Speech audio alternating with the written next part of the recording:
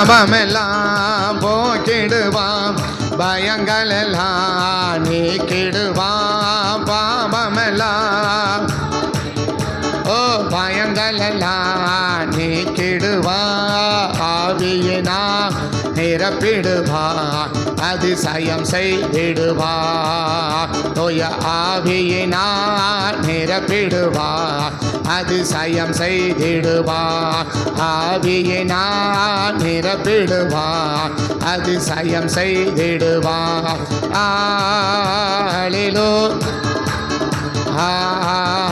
ஹல்லேலூயா, ஹல்லேலூயா, ஹல்லேலூயா,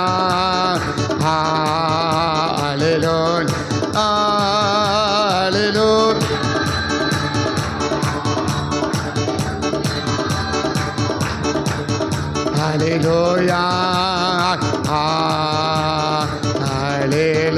ஹல்லேலூயா,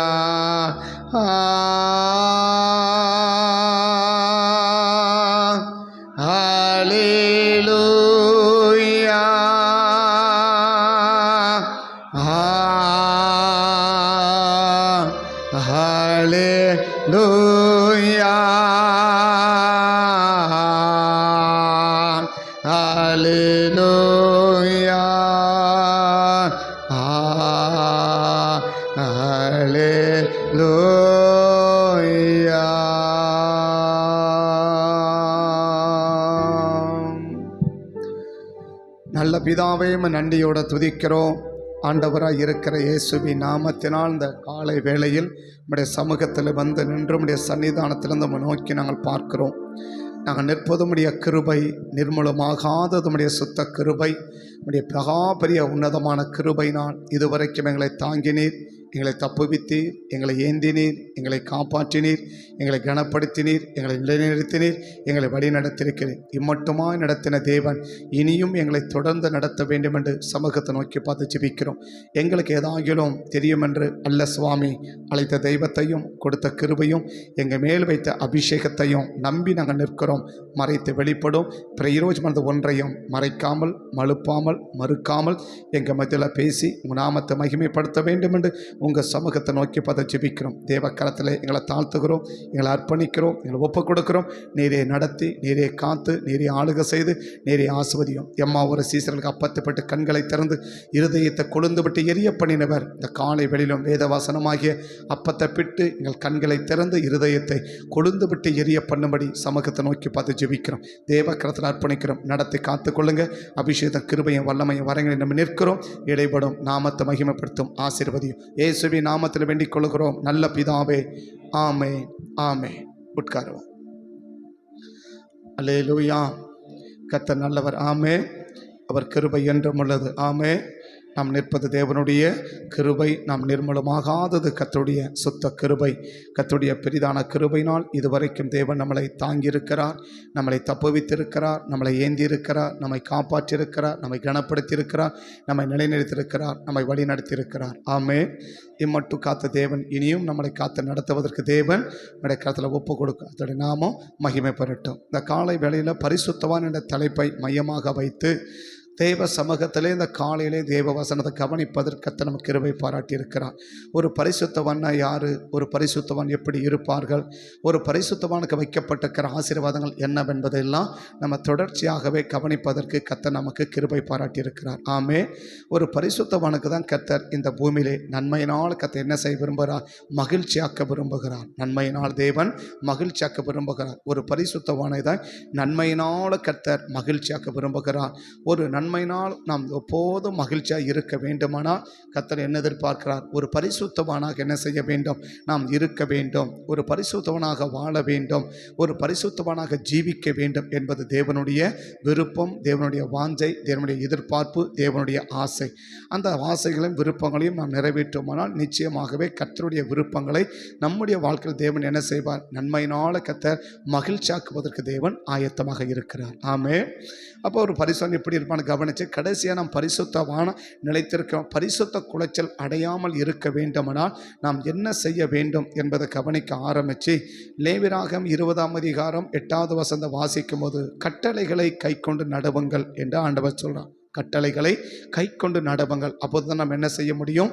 ஒரு பரிசுத்தவனாக நிலைச்சிருக்க முடியும். இல்லை பரிசுத்த குலைச்சல் நாம் அடையாமல் இருக்க முடியும் என்பதை கவனிக்க ஆரம்பித்து, கட்டளைகள் என்ன சொல்லுது, கட்டளைகள் எத்தனை என்பதெல்லாம் கவனிக்க ஆரம்பித்து, ஒரு கட்டளை அறிவுறுத்துகிற காரியம் என்ன?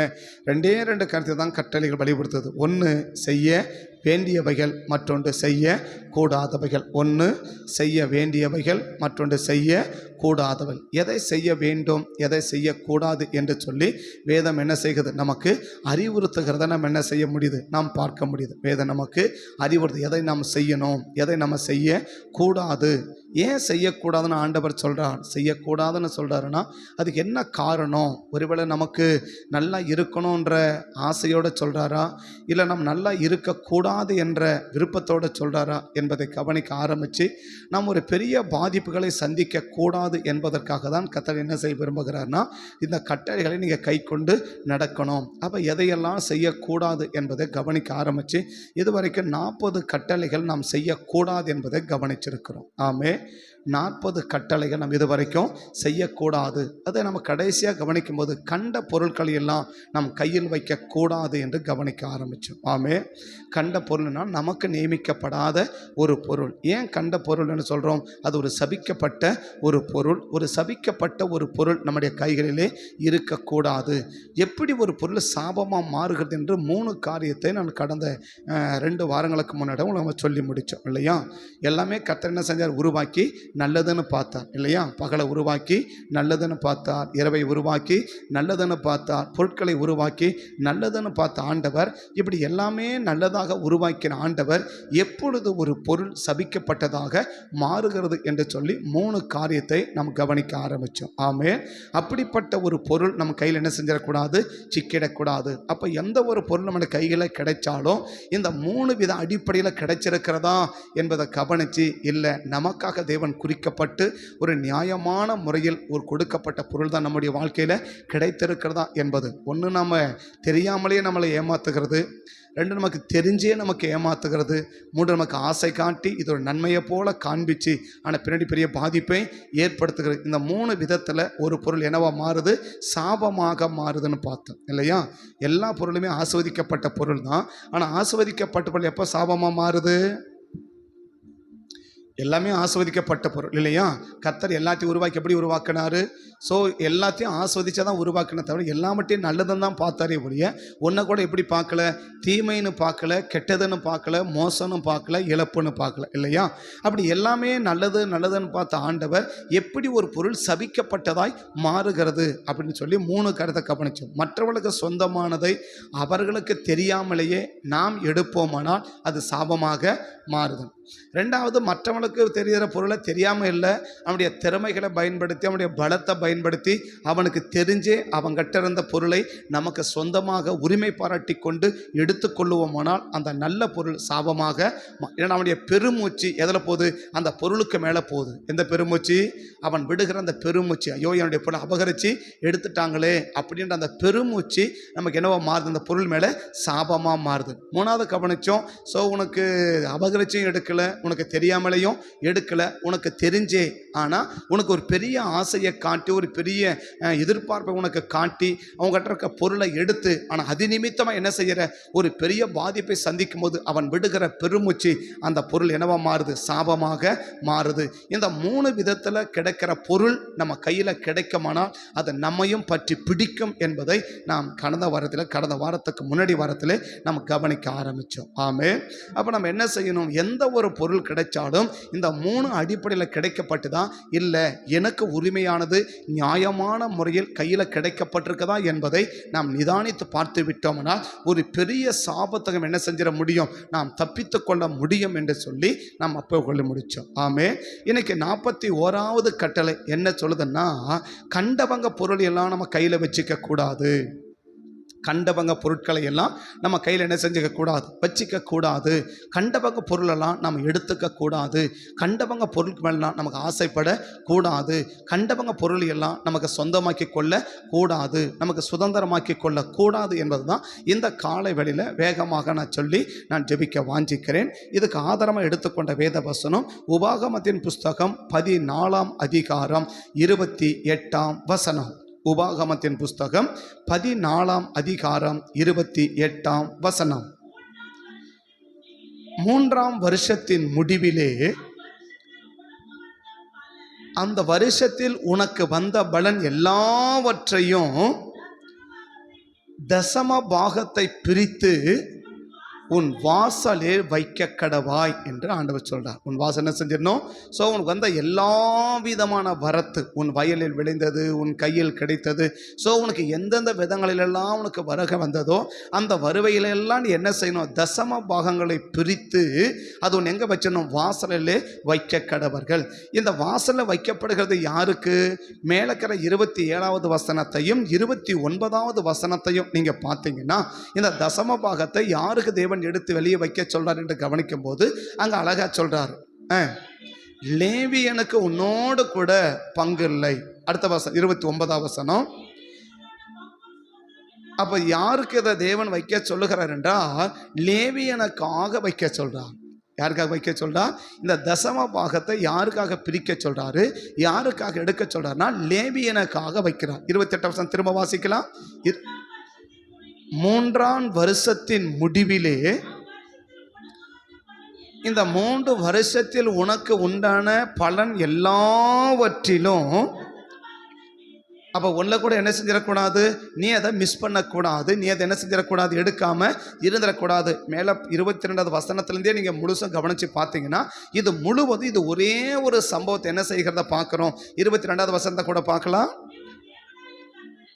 தேவனாகிய கர்த்தருக்கு எப்போதும் பயந்திருக்க பழகும்படிக்கு வருஷந்தோறும் நீ விதைக்கிற விதைப்பினாலே வயலில் விளையும் எல்லா பலனிலும், உன் வயலில் விளைகிற எல்லா விதமான பலன், உன் வயலில் என்னவெல்லாம் விளையுது, உன் வயல் என்னவெல்லாம் உனக்கு விளைச்சலை கொண்டு வருது, என்ன விளைச்சல்லாம் உனக்கு என்ன செய்யுது, வயல் கொடுக்குது என்பதை அறிஞ்சு உன்னுடைய வயல் இருக்கிற எல்லா விதமான விளைச்சலிலும் தசமன் அதை அப்படியே தொடர்ச்சியாக கொண்டு வந்து கடைசி எப்படி முடிக்கிறா, 28 முடிக்கிறா. 3ஆம் வருஷத்து பலனிலும் நீ எதை சேர்க்கணும்? தசம பாகங்களை பிரித்து நீ வைக்கணும். இது யாருக்காக வைக்க சொல்றார்? லேவியனுக்காக வைக்க சொல்றார். லேவியன் என்பவன் யாரு? கர்த்தருடைய ஊழியக்காரன். கர்த்தருக்காக மாத்திரமே ஊழியம் செய்கிற ஊழியக்காரன். ஊழியமும் வேலையும் என்று இல்லாம கர்த்தருக்காக மாத்திரமே ஆண்டவரால் அழைக்கப்பட்டு, ஆண்டவரால் தெரிந்து கொள்ளப்பட்டு, ஆண்டவரால் பிரித்தெடுக்கப்பட்டு, ஆண்டவருக்காக மாத்திரமே வாழ்கிற ஒரு நபர் தான் யாருன்னு சொன்னா லேவியன். அவன் ஆசாரியன் என்றும் பார்க்கிறோம். இந்த லேவியனுக்காக என்ன செய்யணும்? தசமத்தை பிரித்து வைக்கணும் இல்லையா? இப்போ நம்ம ஆண்டவரை கேட்கணும், ஆண்டவரே நாங்கள் உழைச்சோம், நாங்கள் என்ன செஞ்சோம், வேலை செஞ்சோம், நாங்கள் பிரயாசப்பட்டோம், நாங்கள் எல்லா விதமான காரியத்தை என்ன செஞ்சிருக்கிறோம், ஈடுபட்டிருக்கும் போது ஏன் இந்த லேவியனுக்கு நாங்கள் தசம பாகத்தை பிரித்து வைக்கணும்? ஏதோ லேவியனுக்கு தசம பாகத்தை ஏன் நான் கொடுக்கணும்? ஸோ நான் உழைச்சேன், நீங்கள் என்ன செஞ்சிருங்க, என்ன ஆசீர்வதிச்சிருக்கிறீங்க. அப்படி இருக்கும்போது நான் எதுக்காக கொடுக்கணும்? நான் எதை காரியத்துக்காக கொடுக்கணும்? அதை கொடுக்கணுன்றது நிர்பந்தமா? ஸோ நான் விருப்பப்பட்டு கொடுத்தா கொடுப்போம், கொடுக்காட்டி என்ன செய்யலாம், நான் போகலாம் தானே. ஆனால் ஏன் நீங்கள் கொடுத்தே ஆகணும்ன்ற மாதிரி என்ன செய்யறீங்க? ஒரு கட்டளையாகவே நீங்கள் என்ன செய்யறீங்க, இதை நீங்கள் கொடுக்குறீங்களே, ஒரு கட்டளையாகவே இதை எழுதி வச்சிருக்கிறீங்களே. அப்போ ஒரு பெரிய அதிகாரம் கிட்ட ஒரு பெரிய மேஜரான போர்ஷனை என்ன செஞ்சு இதுக்காக என்ன பண்ணியிருக்கிறீங்க, எழுதி வச்சிருக்கிறீங்களே. கிட்டத்தட்ட ஒரு 7 வசனங்கள் என்ன பண்ணி வச்சிருக்கிறீங்க, இதை மையப்படுத்தியே எழுதியிருக்கிறீங்களே. 7 வசனங்கள் இதை குறிப்பிட்டே எழுதியிருக்கிறீங்களே. அப்போ எதுக்காக நான் அதை கொடுக்கணும்? நான் கொடுத்துதான் ஆகணுமா? என்ன காரியத்துக்காக அதை நான் செய்யணும் என்பதான் இன்னைக்கு கொஞ்சம் நம்ம விழாவறிய நம்ம கவனிக்கணும். ஆமே. இப்போ ஏதோ கொடுக்கணுன்றது ஒரு கடமை அல்ல, ஒரு கட்டளை அல்ல, ஒரு நிர்பந்தம் அல்ல என்பதை இன்னைக்கு நம்ம புரிஞ்சுக்கணும். ஏன் நம்ம கொடுக்கணும்? அதில் ஒன்று சொல்றாரு, என்ன சொல்றாரு? உன்னோட கூட லேவியனுக்கு பங்கும் சுதந்திரமும் இல்லை என்றார் இல்லையா? 27வது வசனத்திலையும் அதை தான் சொல்றாரு, 29வது வசனத்திலையும் அதான் சொல்றாரு. என்ன சொல்றாரு? உன்னோட கூட லேவியனுக்கு சுதந்திரமும் பங்கும் இல்லை. அப்போ அந்த கானான் தேசத்தில் 11 கோத்திரங்களுக்கு என்ன உண்டு? நிலம், வயல், வீடு எல்லாமே உண்டு. உண்டு. ஆனால் லேவி கோத்திரத்துக்கு என்ன கிடையாது, இதில் எந்த விதமான சுதந்திரமும் கிடையாது இல்லையா? ஏன் கர்த்தர் சுதந்திரம் கொடுக்கலன்னா, நீ சுதந்திரம் அடைய வேண்டும் என்பதற்காகவே அவனுக்கு சுதந்திரத்தை கர்த்தர் எடுத்துட்டார். 11 கோத்திரமும் சுதந்திரம் அடைய வேண்டும், இல்லை சுதந்திரமாக ஆசிர்வதிக்கப்பட வேண்டும், 11 கோத்திரம் ஆசீர்வதிக்கப்பட வேண்டும் என்பதற்காகவே ஒரு கோத்திரத்துக்கு ஆண்டவர் என்ன செய்யறாரு, ஆசீர்வாதத்தை எடுத்துட்டார். ஆசீர்வாதம் என்ன செஞ்சிட்டாரு, சொல்றது புரியுதுங்களா? 11 கோத்திரம் என்ன செய்யணும், ஆசீர்வதிக்கப்படும் இல்லையா? அதை கடைசி முடிக்கும் உங்களுக்கு சொல்றேன். இப்போ 11 கோத்திரம், இப்போ நமக்காகவே நாம் சுதந்திரம் பெற வேண்டும் என்பதற்காகவே அவனுடைய சுதந்திரத்தை தேவன் என்ன செஞ்சிட்டாரு, எடுத்துட்டாரு, இல்லை கொடுக்காம தடுத்துட்டாருன்னு நம்ம பார்க்கணும். எதுக்காக? நாம் சுதந்திரம் பெற வேண்டும் அப்படின்னா, இன்னைக்கு மணில சொன்னா நாம் ஆசீர்வதிக்கப்பட வேண்டும் என்பதற்காகத்தான் அவனுக்கு என்ன செய்யாம போச்சு, சுதந்திரம் இல்லாம போயிடுச்சு. சுதந்திரம் இல்லாம போயிடுச்சு. அப்ப நான் எந்த விதத்துல ஆசீர்வதிக்கப்படணும்? அப்ப நான் எனக்கும் அவனுக்கு என்ன சம்மந்தம் இருக்கு? இப்ப நான் ஆசீர்வதிக்கப்படுவதற்கு அவனுக்கு என்ன காரியம் இருக்குது? இப்ப நமக்கு ஒரு வேலை இருக்கு. நமக்கு என்ன இருக்குது? வேலை இருக்கா? இப்போ நமக்கு என்ன இருக்குது, வீட்டில் வேலை இருக்குது, வெளியில் வேலை இருக்குது, நிலத்தில் வேலை இருக்குது, ஆஃபீஸில் வேலை இருக்குது. இப்படி பல இடங்களில் பல விதமான வேலை என்ன செய்கிறோம், நம்ம எல்லாரும் செய்கிறோம் இல்லையா? ஆனால் அந்த லேவன் என்ன செய்ய முடியாதுன்னா, அவன் அந்த வேலைகள் என்ன செய்ய கூடாது, செய்ய முடியாது. ஏன்னா அவனுக்குன்னு வைக்கப்பட்ட வேலைகள் தனி, அவனுக்கு வைக்கப்பட்ட வேலை தனி. அது என்ன வேலை இருந்தாலும் நம்ம கவனிக்கணும் இல்லையா? இப்போ அவன் வேலை செஞ்சால் கர்த்தர், நான் சொல்கிறேன் நான் வேலை செய்கிறேன், கர்த்தர் என்ன செய்கிறாரு, என்னை ஆஸ்வதிக்கிறா. இப்போ அவன் வேலை செஞ்சால் கர்த்தர் என்ன செய்யணும், அவனை ஆஸ்வதிக்கணும் தானே. அப்போ அவங்கள்ட்ட எனக்கு ஏன் கொடுக்க சொல்கிறீங்க அப்படின்னு ஒரு ஆழமான கேள்வி நம்ம ஆண்டவர்கிட்ட கேட்கணும் இல்லையா? எந்த காரியமே நம்ம கண்பிடித்தனமா என்ன செஞ்சிடக்கூடாதுன்னா, நம்பிக்கை கூடாது. அது யார் சொன்னாலும் சரி, அதை நான் சொன்னாலும் சரி, இல்லை மற்றவங்க சொன்னாலும் சரி, அதுங்க பெரியவங்க சொன்னாலும் சரி, சின்னவங்க சொன்னாலும் சரி. இப்போ நம்ம என்ன கவனிக்கணும், இந்த வேதத்தில் அதற்குரிய விளக்கத்தை தேவன் என்ன செஞ்சு வச்சிருக்கிறார், எல்லாவற்றுக்கும் தேவன் எழுதி வச்சிருக்கிறார். ஆமே, என்ன பண்ணி வச்சிருக்கிறாரு, எல்லாவற்றுக்கும் தேவன் என்ன செஞ்சிருக்கிறாரு, விளக்கத்தை தேவன் எழுதி வச்சிருக்கார். அப்படின்னா அந்த விளக்கத்தை நாம் தெரிந்து கொண்டாதான் ஏன் கர்த்தர் சொல்லுகிறார் என்ற ஒரு ஆழமான கருத்தை நாம் என்ன செய்ய முடியும், புரிந்து கொள்ள முடியும், தெரிந்து கொள்ள முடியும். அப்போதான் நம்ம செய்வதற்கு என்ன செய்ய முடியும், அந்த கட்டளைகளை அப்படியே நம்ம செய்வதற்கு நம்ம ஆசைப்படுவோம், நமக்கு விருப்பங்களை நம்ம செய்ய முடியும். ஆமே, ஒரு பக்கம் என்ன செஞ்சிடக்கூடாது, இதை நான் பாதிக்கப்பட கூடாது. அப்போ இந்த லேவியனுக்கும் எனக்கும் என்ன சம்பந்தம், அப்போ இந்த லேவியனுக்கு என்ன வேலை, இந்த லேவியனுக்கு என்ன வேலை? இன்னைக்கு தேவன் எனக்கு உணர்த்தின 3 வேலையை லேவியன் நமக்காக செய்யணும். ஏன் நம்ம லேவியனை கொடுக்கணும்னா, வேலையால் கூலிக்கு பார்த்து. சரி, உங்க நிலத்துல வேலை செஞ்சா காசு யார் கொடுக்கணும்? உங்க வீட்லயோ உங்க நிலத்திலையோ நீங்க ஒரு ஆளை கூப்பிட்டு என்ன செய்யறீங்க, வேலைக்கு கூப்பிடுறீங்க இல்லையா? காசு யார் கொடுக்கணும்? வேலை. ஏன்னா அவங்க யாருக்கு வேலை செய்யறாங்க, நமக்கு வேலை செய்யும். இப்போ நான் கூப்பிட்டா நான் கொடுக்கணும், நீங்கள் கூப்பிட்டீங்கன்னா நீங்கள் கொடுக்கணும் இல்லையா?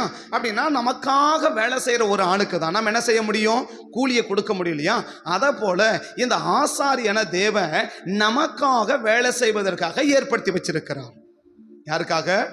இந்த ஆசாரியனுக்கு வேலை என்ன வேலை, நமக்காக பணிவிடை செய்வது யாருடைய வேலைன்னா, ஆசாரியனுடைய வேலை, லேவியனுடைய வேலை. லேவியனுடைய வேலை. இந்த ஆசாரியனும் லேவியனும் யாருக்கு வேலை செய்யறாங்க, நமக்கு வேலை செய்யறாங்க, நமக்காக வேலை செய்யறாங்க. என்ன சொல்றேன்னா, நமக்காக என்ன செய்யறாங்க, வேலை செய்யறாங்க.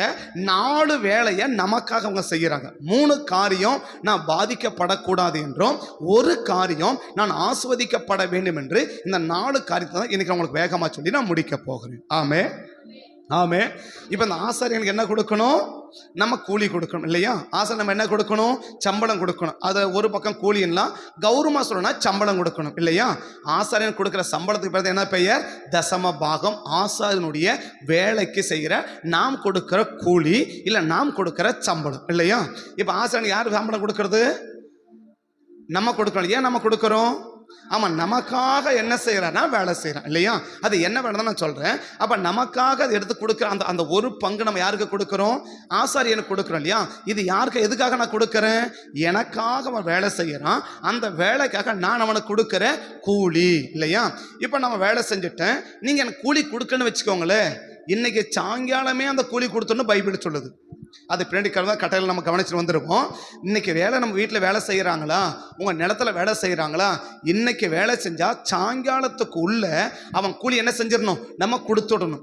இல்லை நீங்கள் சாயங்காலம் கொடுக்கல, ஒருவேளை அவனா எனக்கு வேண்டாம் அப்படின்னு சொல்லிட்டு போயிட்டா பிரச்சனை கிடையாது. நான் நாளைக்கு வாங்கிக்கிறேன், இல்லை அடுத்த வாரம் வாங்கிக்கிறேன் அப்படின்னு சொல்லிட்டு போயிட்டா ப்ராப்ளம் கிடையாது. இல்லை நான் விரும்புகிறான், இன்னைக்கு என் கூலி எனக்கு வேணும், என் காசு எனக்கு வேணும் அப்படின்னு அவன் விரும்பி நான் கொடுக்காம போயிட்டேன்னு வச்சுக்கோ, ஏன் ஐயோ அந்த ஆள் என்ன செய்யல, எனக்கு காசு கொடுக்காம போயிட்டாரேன்னு சொல்லி அவன் அங்கலாய்ச்சானா அந்த அங்கலாய்ப்பு நமக்கு என்னவா மாறும், சாபமா மாறும். அந்த சாபம் என்ன செய்யும், மாறும். இதான் நான் போன வாரம் சொன்னேன், எப்படி ஒரு நல்ல பொருள் சாபமா பொருளாக மாறுது. அவன் விடுகிற பெருமூச்சு, அவன் விடுகிற ஐயோ இப்படி என்னை ஏமாத்திட்டாங்களே, ஐயோ இப்படி அபகரிச்சிட்டாங்களே, நம்ம வச்சு கழுத்தறுத்துட்டாங்களே, நல்லதுன்னு தானே சொன்னாங்க, நான் நல்லதுன்னு தானே செஞ்சேன், இப்படியே நான் கழுத்தறுத்துட்டாங்களே, இப்படியே நான் மோசம் போய்க்கிட்டாங்களே அப்படின்னு சொல்லி நாம் அவர்களுக்கு நீ நல்ல விதமாக காட்டினாலும் சரி, நீ கெட்ட விதமாக காட்டினாலும் சரி, அபகரித்து எடுத்துட்டாலும் ஐயோ நான் ஒரு ஏழைன்னு என்ன பண்ணிட்டாங்க, இப்படி என்னை அபகரிக்கிறாங்களே, என்னை அடிச்சு பிடிங்கிட்டாங்களே அப்படின்னு சொன்னாலும் சரி, இல்லை எனக்கு தெரியாமல் என்ன பண்ணிட்டாங்க,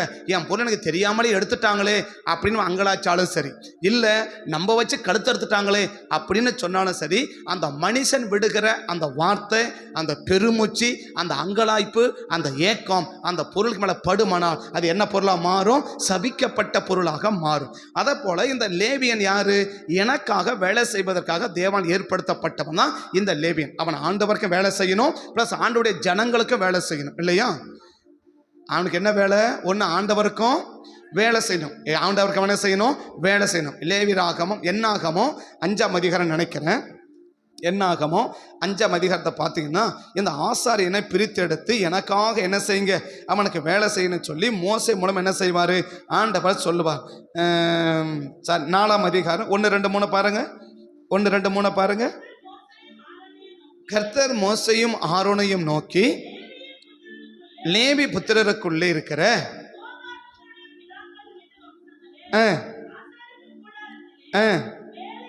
வேலை செய்ய முதல்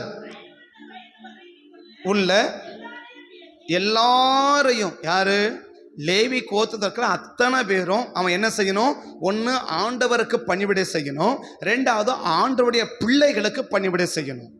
ஒன்று என்ன செய்யணும், ஆண்டவருக்கு வேலை செய்யணும், ரெண்டாவது என்ன செய்யணும், ஆண்டவருடைய பிள்ளைகளுக்கு வேலை செய்யணும் இல்லையா. எங்களுக்கு 2 பக்கமும் வேலை. நாங்கள் அகமொத்தம் யாரு, அதான் எங்களுக்கு பேர் என்ன, வேலைக்காரங்கன்னு பேர். எங்களுக்கு என்ன பேர், ஊழியக்காரங்க இல்லை, ஒரிஜினல் ட்ரான்ஸ்லேஷன் வேலைக்காரங்க. சரியா, யார் யாருக்கு வேலை செய்யணும், உங்களுக்கும் வேலை செய்யணும், உங்கள் அப்பாவுக்கும் வேலை செய்யணும் இல்லையா. ஒரு ஆளுக்கு வேலை செஞ்சால் கூட பரவாயில்ல இல்லையா. எங்களுக்கு எத்தனை பக்கம் வேலை, அப்பாவுக்கும் வேலை செய்யணும், பிள்ளைக்கும் வேலை செய்யணும் இல்லையா. இந்த அம்மாவுக்கு என்ன பண்ணுவாங்க, வீட்டுக்காரனுக்கும் வேலை செய்யணும், பிள்ளைங்களுக்கும் வேலை செய்யணும் இல்லையா.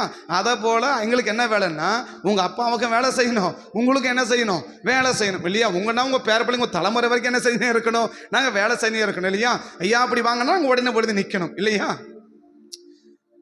இது கௌரவம் என்ன சொல்லிக்கலாம், ஊழியன்னு சொல்லிக்கலாம், ஆனால் ஒரிஜினல் என்ன, வேலைக்காரங்க இல்லையா. அந்த வேலைக்காரன் இப்போ வேலை வாங்குறீங்கல்ல, வேலை வாங்குறீங்களா, அப்போ வேலை வாங்கினா என்ன கொடுக்கணும், சம்பளம் கூலி கொடுக்கணும்ல. நீங்க வேலை வாங்கின கூலி கொடுக்கலாம் எப்படி,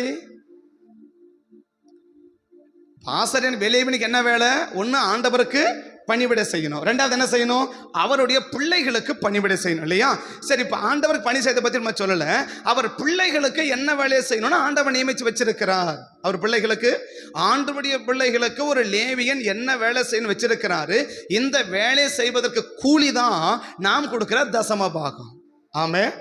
இப்போ என்ன சொல்கிறான், உகந்த வாசித்தோம். ஸோ 14, 22லேருந்து 29 வரைக்கும் எதை தான் பேஸ் பண்ணுறாரு, இந்த தசம பாகத்தை பிரித்து வச்சுடு. தசமத்தை என்ன செய்யுது, ஒவ்வொரு வருஷமும் பிரிச்சுடு, 3ஆம் வருஷமும் பிரிச்சுடு. ஆக மொத்தம் என்ன, தசம பாகத்தை உன் கையில் என்ன செஞ்சுக்க கூடாது, வச்சிக்க கூடாது அப்படின்னு கேட்குறேன் இல்லையா. ஏன் கொடுக்கக்கூடாது, லேவியனுக்கு உன்னோடு கூட என்ன இல்லை, பங்கு இல்லை, அவனுக்கு சுதந்திரம் இல்லை. சரி, அவனுக்கு பங்கு நான் ஏன் கொடுக்கணும் அப்படின்னா, அந்த லேவியனை ஆண்டவர் உனக்காக வேலை செய்ய தான் ஏற்படுத்தி வச்சிருக்கிறாரு, உனக்காக அந்த வேலை செய்ய ஏற்படுத்தி வச்சிருக்கிறாரு. அதனால என்ன செய்ய போற, அவங்கிட்ட வேலையை வாங்கினு நீ என்ன செய்ய போற, அவனுக்கு கூலியை கொடுக்க போற. ஆமே. லேவியனுக்கு என்ன கொடுக்க போற, லேவியனுக்கு நீ சும்மா கூலி கொடுக்கல இல்லையா. லேவியனுக்கு என்ன கொடுக்கல, நீ சும்மா உன சம்பளம் கொடுக்கல, நீ வேலையை வாங்கின்னு தான் என்ன கொடுக்கற, கூலி கொடுக்குறோம் இல்லையா, அது என்ன வேலைன்னு தான் நம்ம கவனிக்கிறோம். 3 வேலை பிரதானமாக செய்கிற வேலை, 4 வேலை, அது 3 வேலையில் நான் பாதிக்கப்படக்கூடாது என்பதற்காக செய்கிற வேலை. ஒரு வேலை நான் ஆஸ்வதிக்கப்படுவதற்காக செய்கிற வேலை. ஆக மொத்தம் என்ன? வேலையை வாங்கினா கூலியை கொடுக்குறீங்க இல்லையா? அப்போ வேலை வாங்கினா கூலி கொடுக்கலாம் எப்படி இருக்கும்? உனக்கு கஷ்டமா இருக்காது, ஆனால் செய்கிறவனுக்கு கஷ்டமா இருக்கும் இல்லையா? யாருக்கு கஷ்டமா இருக்கும்? இப்போ வேலை செஞ்சுட்டான், காலிலேருந்து வேலை செஞ்சான், சாயங்காலம் இங்கே கூலி கொடுக்கல, சந்தோஷமா போவானா? ஆனால் தான் நான் என்னுடைய பழக்கம்னா, இங்கே வேலை செஞ்சாலும் சரி, எங்கே வேலை செஞ்சாலும் சரி, அன்னைக்கு காசை நான் எண்ணி கையில் வச்சுட்டு தான் நான் போவேனே வெளியே. அவன் என்ன செஞ்சிடவே கூடாது, ஐயோ எனக்கு காசை கொடுக்கலேன்னு ஒரு மனசு வந்துடவே கூடாது. அவங்களா வேணான்னு சொல்லிட்டு போனால் நான் முடிஞ்ச அளவுக்கு ட்ரை பண்ணுவேன். அதுக்கும் மீறி எங்கள்கிட்ட சண்டைக்கு நின்னாங்கன்னா வேணான்னு கூட விட்டுடுவேன் இல்லையா? அப்படி தான் அவங்களாம் சண்டைக்கு வந்துட்டாங்க. நாங்கள் சபைக்கு நாங்கள் செய்கிறோம், நீங்கள் என்ன எனக்கு கூலி கொடுக்கணுங்க. சரி சாமி, எனக்கு அதுக்கு மேலே பிரச்சனை இல்லை. ஏன் அப்படின்னு சொன்னால் அவங்க என்ன செஞ்சிடக்கூடாது, வருத்தப்படக்கூடாது. அந்த வருத்தம் சாபமாக மாறும். ஒரு ஆளுக்கு போய் சேர வேண்டியது அவனுக்கு சேராம போச்சுன்னா, அன்னைக்கு சாயங்காலம் ஒருவேளை வருத்தப்பட்டு ஐயோ எனக்கு காசு கொடுக்கலையேன்னு உங்கள்கிட்ட சண்டை போட மாட்டான். அவன் ஆண்டவரை நோக்கி முறையிடுவான். இந்த சத்தம் தேவ சமூகத்துக்கு போகுமானால் அந்த தேவ சமூகத்திலிருந்து அந்த பொருள் என்னவா மாறும்? சபிக்கப்பட்ட ஒரு பொருளாக மாறிடும். அப்ப ஆசாரியனுக்கும் லேவியனுக்கும் தேவன் 2 வேலை. ஒன்னவன் ஆண்டவருக்கு வேலை செய்யணும், 2வது ஆண்டவருடைய பிள்ளைகளுக்கு வேலை செய்யணும். ஆண்டவருடைய பிள்ளைகளுக்கு என்ன வேலை செய்யணும்? யாத்ராகமத்தின் புஸ்தகம் 28ஆம் அதிகாரத்துக்கு திருப்பினீங்கன்னா, அங்க ஆண்டவர் அவர்களுக்கு ஏற்படுத்தி வச்சிருக்கிற வேலையை அங்க யாத்ராகமத்திலே மோசே அழகா என்ன செஞ்சிருக்கிறார், எழுதி வச்சிருக்கத நீங்க வேதத்தில் என்ன செய்ய முடியும்னா நீங்க பார்க்க முடியும். என்ன செய்ய முடியும்? அங்க நீங்க பார்க்க முடியும். 28ஆம் அதிகாரம், யாத்ராகமம் 28ஆம் அதிகாரம் 17வது வசனத்திலிருந்து 23வது வசனம் வரைக்கும் இருக்கிற ஒரு பெரிய வேத பகுதி. இதுல என்ன சம்பவம் இருக்குதுன்றதை நீங்க வாசிக்கிறதுக்கு வேண்டாம், நான் சொல்ற சம்பவத்தை புரிஞ்சுக்கோங்க இல்லையா? ஆசாரிப்பு கூடாரத்தில் பலவிதமான பொருட்கள் என்ன செய்ய வேண்டும் இல்லையா? ஆசாரிப்பு கூடாரத்தில் பலவிதமான பொருட்கள் என்ன செய்ய வேண்டும் இல்லையா? பலவிதமான பொருள் என்ன செய்யணும். அந்த பலவிதமான பொருள் செய்யறதுல ஒரு பொருள் என்னன்னா மார்க்கச்சைன்னு சொல்லுது. மார்பகம் கச்சை என்ன செய்யணும்? அவங்க மார்பகம் கச்சை, அவங்க மார்பக கச்சை செய்யணும். இந்த மார்பக கச்சையில் என்ன இருக்குன்னா சதுரமா செய்யணும். இதுல 3-4 வெட்ட என்ன செய்யணும் இருக்கணும் இல்லையா? அப்படி இருக்கும்போது ஒவ்வொரு விலையேற பெற்ற கற்களை அந்த மார்பகத்திலே அந்த கற்கள் என்ன செய்யணும்? பதிக்கணும். விலையேறப்பட்ட 12 விதமான கற்களையும் என்ன செய்யணும்? அந்த இதில் பதிக்கணும். எப்படி சொல்றது? ஒரு ட்ரெஸ் போட, இப்போ இந்த கேட்டரிங் சர்வீஸ் எல்லாம் ட்ரெஸ் போடுவாங்க இல்லையா? சிக்கன் கடைக்கு போனீங்கன்னா அந்த சிக்கன் வெட்டுற என்ன செய்வான்னா ட்ரெஸ் போட்டிருப்பாங்க, ஆனால் அதுக்கு மேலே என்ன செய்வான்? ஒரு ட்ரெஸ் போடுவாங்களா? எதுக்கு போடுறாங்க? அந்த ரத்தம் அவங்கள படாமல் இருக்கிறது இல்லையா? அது விளக்கத்துக்காக சொல்கிறேன். இப்போ அது போட்டிருக்கிறாங்க. இதில் என்ன செய்யணும்? இந்த 4 முறை சதுரமாக என்ன செய்யணும்? அவங்க பண்ணணும். இதில் முதல் கட்சி செய்யணும் 3 கோத்திரம், 2வதுல 3, இப்படி 3-4 பேர் என்ன செய்யணும்? இந்த 12 கோத்திரத்தையும் அவன் இருதயத்திலே சுமக்கணும். இந்த 12 கோத்திரத்தை என்ன செய்யணும்? லேவியன் ஆசாரியன் இந்த 12 கோத்திரத்தையும் இருதயத்தில் சுமக்கணும். 12 கோத்திரம் என்ன செய்யணும்? இது அவன் நெஞ்சில் இருக்கணும். யார் நெஞ்சில்? லேவியன் பிளஸ் ஆசாரியன் இல்லையா? அந்த லேவி கோத்திரம் ஆசாரியன் அவன் நெஞ்சில் இந்த 12 கோத்திரத்தையும், யாக்கோபுக்கு எத்தனை பிள்ளைங்க? 12 பிள்ளைகள் இல்லையா? இந்த 12 பேருடைய கோத்திரத்தையும் அவன் எங்க சுமக்கணும்? இருதயத்திலே சுமக்கணும். அதனால இது எப்போது எங்க இருக்கணும்? அவன் மார்பகத்திலே அவன் இருக்க வேண்டும். எது? இந்த 12 விதமான விலையேற பெற்ற கற்களும் அந்த விலையேற பெற்ற நபர்கள். நம்ம யாரு? கர்த்தருடைய பார்வையில் விலையேற பெற்றவர்கள். யாரு? ஒவ்வொரு மனிதனும் தேவனுடைய பார்வையில் விலையேற பெற்றவர்கள். அந்த விலையேற பெற்றவர்கள் தேவ சமூகத்தில் என்ன செய்யறாங்க? அந்த விலையேற பெற்ற கற்கள் என்ன அடையாளம்? ஜனங்கள், தேவ ஜனங்கள் விலையேற பெற்றவர்கள். அவங்களை எங்க சுமக்கணும்? அவன் தலையில சுமக்கிறது இல்லை, அவன் கையில சுமக்கிறது இல்லை, அவன் முதுகுல சுமக்கிறது இல்லை. அவன் எங்க சுமக்கணும்? இருதயத்திலே சுமக்க வேண்டும். இருதயத்திலே இருதயத்திலே என்ன சுமக்கணும்? இந்த லேவன் என்ன செய்யணும்? சுமக்கணும். எதை சுமக்கணும்? 12 கோத்திரத்தையும் சுமக்கணும், பிளஸ் அவனும் சேர்த்து இல்லையா? 12 கோத்திரத்தை சுமக்கணும். இந்த 11 கோத்திரத்தை அவன் இருதயத்தில் சுமக்கணும். இந்த 11 கோத்திர இருதயத்தில் அவன் என்ன சுமக்கணும்?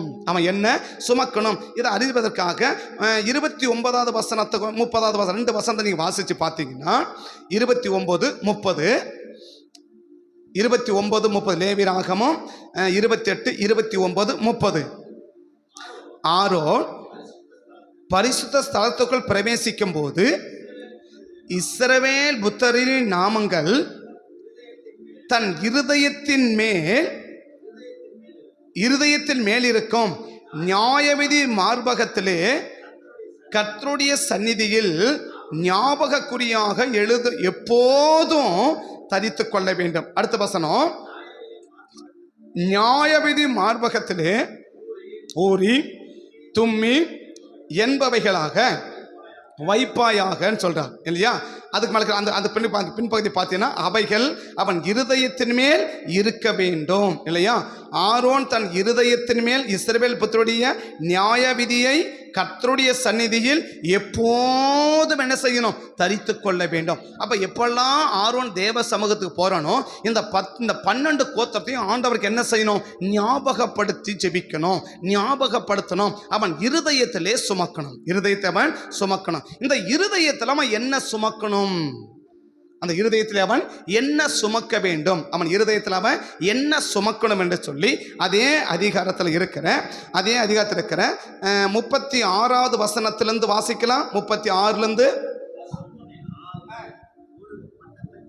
ஒரு பட்டத்தை பண்ணி கர்த்தருக்கு பரிசுத்தம் என்று அதை முத்திரை வெட்டாக வெட்டி அதை பாகையில் இருக்கும்படி அது இளநீல நாடாவினால் பாகையின் முடைப்பிலே கட்டுவாயாக. இஸ்ரவேல் புத்திரர் பரிசுத்த காணிக்கைகளாக படைக்கும் பரிசுத்தமானவைகளின் தோஷத்தை ஆரோன் சுமக்கணும். என்ன அவன் முதல்ல எதை சுமக்கணும் அப்படின்னா, இருதயத்தை சுமக்கணும் சொன்னாரு. இருதயத்துல என்ன சுமக்கணும்? உன்னுடைய தோஷத்தை ஆரோன் தன் இருதயத்திலே சுமக்கணும். எதை சுமக்கணும்? தோஷம் அப்படின்னு சொல்றோம். என்ன சொல்றது? தோஷம். இந்த தோஷம் எப்படி வருது அப்படின்னா, யோபுவின் புஸ்தகம் 31ஆம் அதிகாரம் 7வது வசனத்திலிருந்து வாசிச்சு பார்த்தீங்கன்னா, யோபு 31:7 நீங்க வாசிச்சு பார்த்தீங்கன்னா, இந்த தோஷம் எது தோஷம்னு சொல்றாரு. என் நடைகள் வழியை விட்டு விலகினதும் என் இருதயம் என் கண்களை பின்தொடர்ந்ததும் ஏதாகிலும் ஒரு மாசு என் கைகளில் ஒட்டி கொண்டதும் உண்டானால் அப்பொழுது நான் விதைத்ததை வேறொருவன் புசிக்க கடவன், என் பயிர்கள் வேறற்று போக கடவுது. இது எதுக்கு? மேலே வைக்கிற எதுக்கு? ஏதாவது ஒரு கையில் ஒரு மாசு இருக்கு. மாசுன்னு என்ன அர்த்தம்? ஒரு மாயம் இருக்குது. திரும்ப மேலே வாசிமா, திரும்ப வாசி இல்லை, அதுக்கு மேலே இப்போ வாசத்துக்கு மேலே சொன்னோம். என் இருதயம் என் கண்களை பின்தொடர்ந்ததும் ஏதாகிலும் ஒரு மாசு என் கைகளில் ஒட்டி கொண்டதும் உண்டானால் நான் விதைச்சதை வேறொருவன் புசிக்க கடவன், என் பயிர் வேறற்று போக கடவுன்ட்டார். இது மேலே கிடைச்ச பாதிப்பு இல்லையா. எதுக்கு? ஒரு சின்ன மாயம் நம்ம கிட்ட இருந்துச்சுன்னா நம்ம விளைச்சல் என்ன செய்யுமா? வேறொருத்தனுக்கு போயிடுமா, நம்ம பலன் நம்ம புசிக்க முடியாதான், சாப்பிட முடியாதான். அடுத்த வசனம்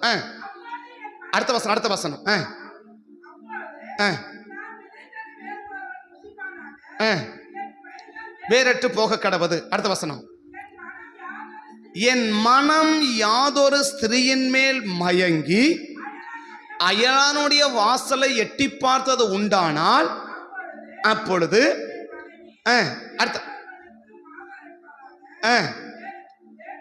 அவள் மேல் சாய்வார்களாக.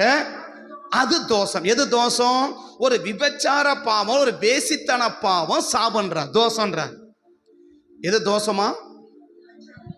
ஒரு விபச்சார அந்நிய மணி வாசல் ஏதாவது ஒரு பையன் மேலே, ஒரு பொண்ணு மேலே, ஒரு ஆண்பளை மேலே, ஒரு பொம்பளைக்கு மேலே என் மனது என்ன இருக்குது? ஆசை வருது அப்படின்னா, ரெண்டாவது சொல்றாரு, நான் அடுத்தவனுடைய வாசலை எட்டி பார்த்தது உண்டானால் அது தோஷம். இந்த தோஷம் என்ன செய்யுமா? அடுத்த வசனம், இந்த தோஷம் என்ன செய்யும்?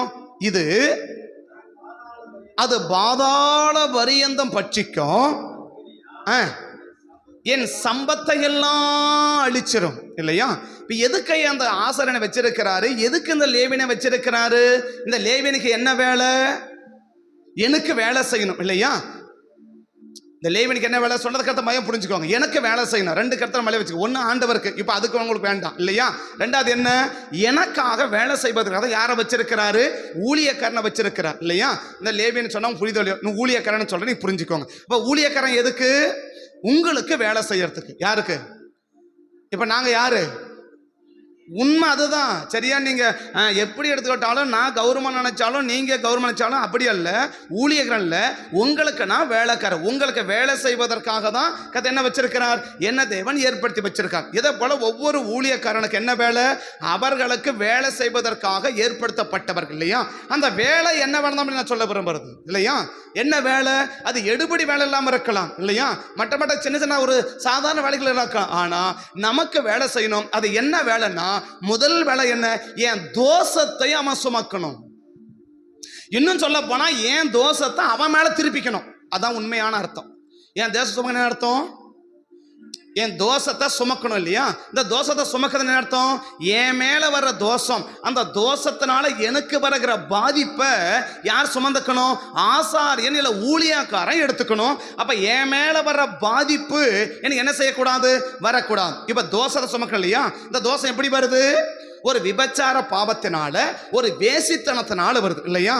என் மனம் யாதொரு ஸ்திரியின் மேல் மயங்கி, யாதொரு ஸ்திரியின் மேல் மயங்கி, இல்ல யாதொரு பையனுக்கு மேல மயங்கி, யாதொரு ஆணுக்கு மேல மயங்கி, யாதொரு பெண்ணுக்கு மேல மயங்கி. மயங்கன்னு என்ன அர்த்தம், ரொம்ப ஆசை வச்சு இல்லையா.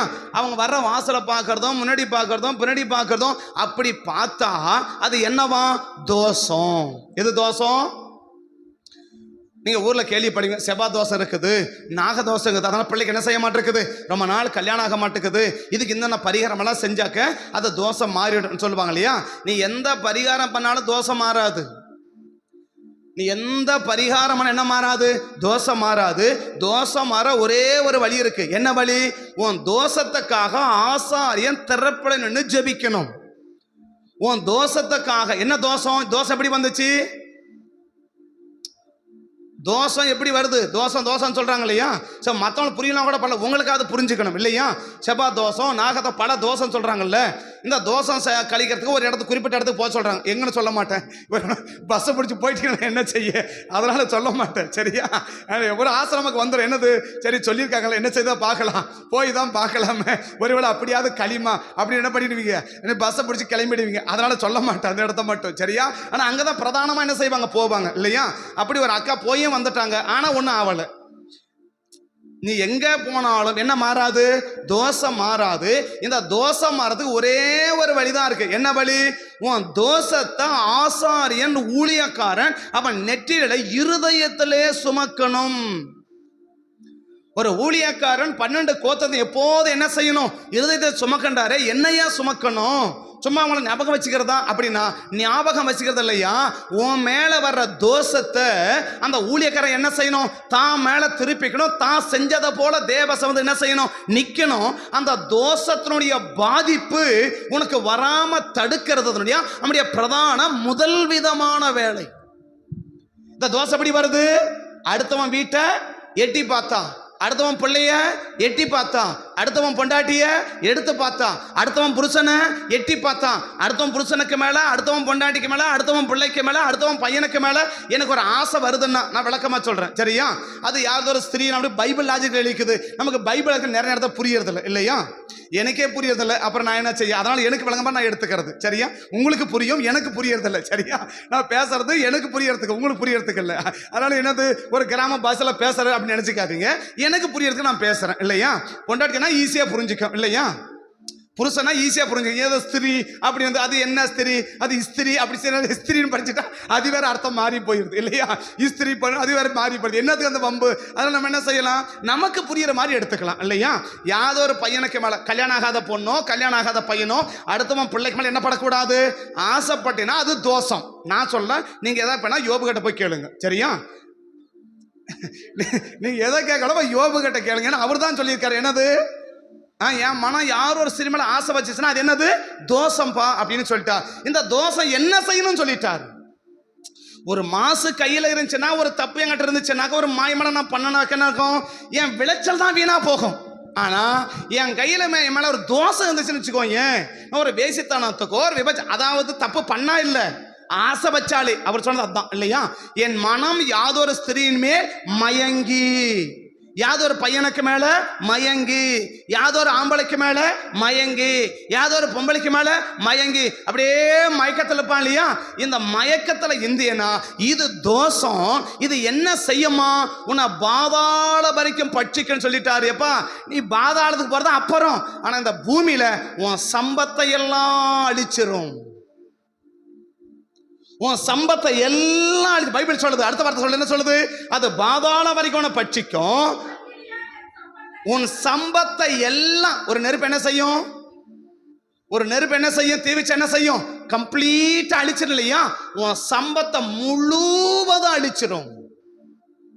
அப்ப ஏன் இந்த ஆசாரியனை வச்சு இந்த ஊழியக்காரனை வச்சிருக்கிறாரு? இவனுக்கு என்ன வேலை? என்னுடைய தோஷத்தை அவன் என்ன செய்யணும்? சுமக்கணும். இந்த தோஷத்தை அவன் சுமந்துட்டானா இப்ப யாரு மேல தோஷம் இல்லை? இப்ப ஏன் தோஷத்தை ஊழியக்காரன் சுமத்தான்னு வச்சுக்கோங்க. இப்ப எனக்கு என்ன கிடையாது? தோஷம் இல்லை. அப்ப தோஷம் இல்லைன்னா என் சம்பத்தை என்ன செய்யாது? அழியாது. என் ஆசீர்வாதம் என்ன செய்யாது? குறையறது வேற, அழியறது வேற. மேல மாசு இருந்துச்சுன்னா குறையும், ஆனா தோஷம் இருந்தா அழியும். மாசு இருந்தா குறையும், தோஷம் இருந்தா அழியும். இன்னைக்கு ஆஸ்தி குறையுதா அழியுதா? இன்னைக்கு ஆஸ்தி குறையுதா, ஆஸ்தி அழியுதா? அப்ப ஆஸ்தி குறைஞ்சா என்ன அர்த்தம்? ஏதோ என்கிட்ட ஒரு மிஸ்டேக், ஏதோ என்ன செய்யறேன்? மாயமனம் பண்றேன், ஏதோ என்ன செய்யறேன்? மாய்மனம் பண்றேன்னு அர்த்தம் இல்லையா? எல்லா விளக்க எனக்கு நேரம் இல்லை, விளக்க முடியாது. ரெண்டாவது என்ன? என் சம்பத்து குறைதல் என்ன அர்த்தம்? எங்கேயோ நான் தப்பு என்ன செய்யறேன்? தப்பு பண்ணாதவங்க போல காட்டிட்டு தப்பு பண்றேன், அதான் மாயம். தப்பு பண்ணாதவங்கள போல காட்டிட்டு ஆனா தப்பு பண்ணும். ஆனா வெளியில எப்படி இருக்காது? தப்பே பண்ணாதவங்கள என்ன செய்யும்? இருக்கும். ஆனா உள்ளுக்குள்ள என்ன செய்வாங்க? பயங்கரமான தப்பு இருக்கும், அதை வெளிக்காட்ட மாட்டாங்க. இதுக்கு பேர் தான் மாயம். இந்த தப்பு இருந்துச்சுன்னா என்ன செய்யும்? உன் சம்பத்து குறையும். ஆனா தோஷம் இருந்தா உன் சம்பத்து அழியும். ரெண்டாவது என்ன? உன்னை பாதாள வரைக்கும் என்ன செஞ்சது? கொண்டு போய் உன்னை சேர்த்துட்டார் இல்லையா? நீ பாதாளத்துக்கு போறது அது அப்புறம். ஆனா இந்த பூமியில உன் செல்வங்களை எல்லாம் என்ன செஞ்சிடும்? எரிச்சிரும்ன்றாரு. நீ எவ்வளவு சம்பாதிச்சாலும் சரி, உன் கையில எத்தனை லட்சங்களை கொடுத்தாலும் சரி, அது போல என்ன செய்யும்? சாம்பலா கிடக்குனா ஒண்ணும் இல்லாம இருக்கும். கடைசி என்ன இருக்கும்? கையை பார்த்தா எம்டி, கையை பார்த்தா எம்டி, கையை பார்த்தா எம்டி, பர்ஸை பார்த்தா எம்டி, பேலன்ஸை போட்டு செக் பண்ணினா எம்டி, எல்லா இடத்துல எம்டியா இருக்கும். ஏன் இருக்குதுன்னு சொன்னா எங்கேயோ மிஸ்டேக் இருக்கு. தோஷம் என் சம்பத்தை எல்லாம் அக்னியை போல என்ன செஞ்சிடும்? அழிச்சிரும். நீ பாதாளத்துக்கு போதான் அப்புறம் வச்சுக்கோ இல்லையா? நீ பாதாளத்துக்கு போறியோ, நீ பரலோகத்துக்கு போறியோ அப்புறம். ஆனா பூமியில என்ன? அப்படி ஒரு எண்ணம் வந்துடும்ல, செத்த பிறகு பார்த்துலாம் முடியா அப்படி நினைப்ப இல்லையா? யார் பார்த்தாங்க? செத்த பிறகு பார்த்துலாம். நீ செத்த பிறகு அப்புறம் பார்த்துக்கோ. ஆனா அந்த பூமியில நீ உயிரோட வாழும்போது உன் சம்பத்தை முழுவதும் அழிச்சிடும் இல்லையா? இந்த வசனத்தை படிக்கும் போதெல்லாம் எங்க ஊர்ல எனக்கு ஞாபகம் வரும். நான் சின்ன பையனை விளக்கும் போதெல்லாம் எங்க வீட்டுக்கு பக்கத்துல ஒரு பெரிய பூந்தோட்டம். அந்த பெரிய பூந்தோட்டத்தில் ஊர்ல இருக்கிற அத்தனை பிள்ளைகளை வந்து பூ எடுப்போம். இதுல அந்த பூந்தோட்டத்தில் சரியா?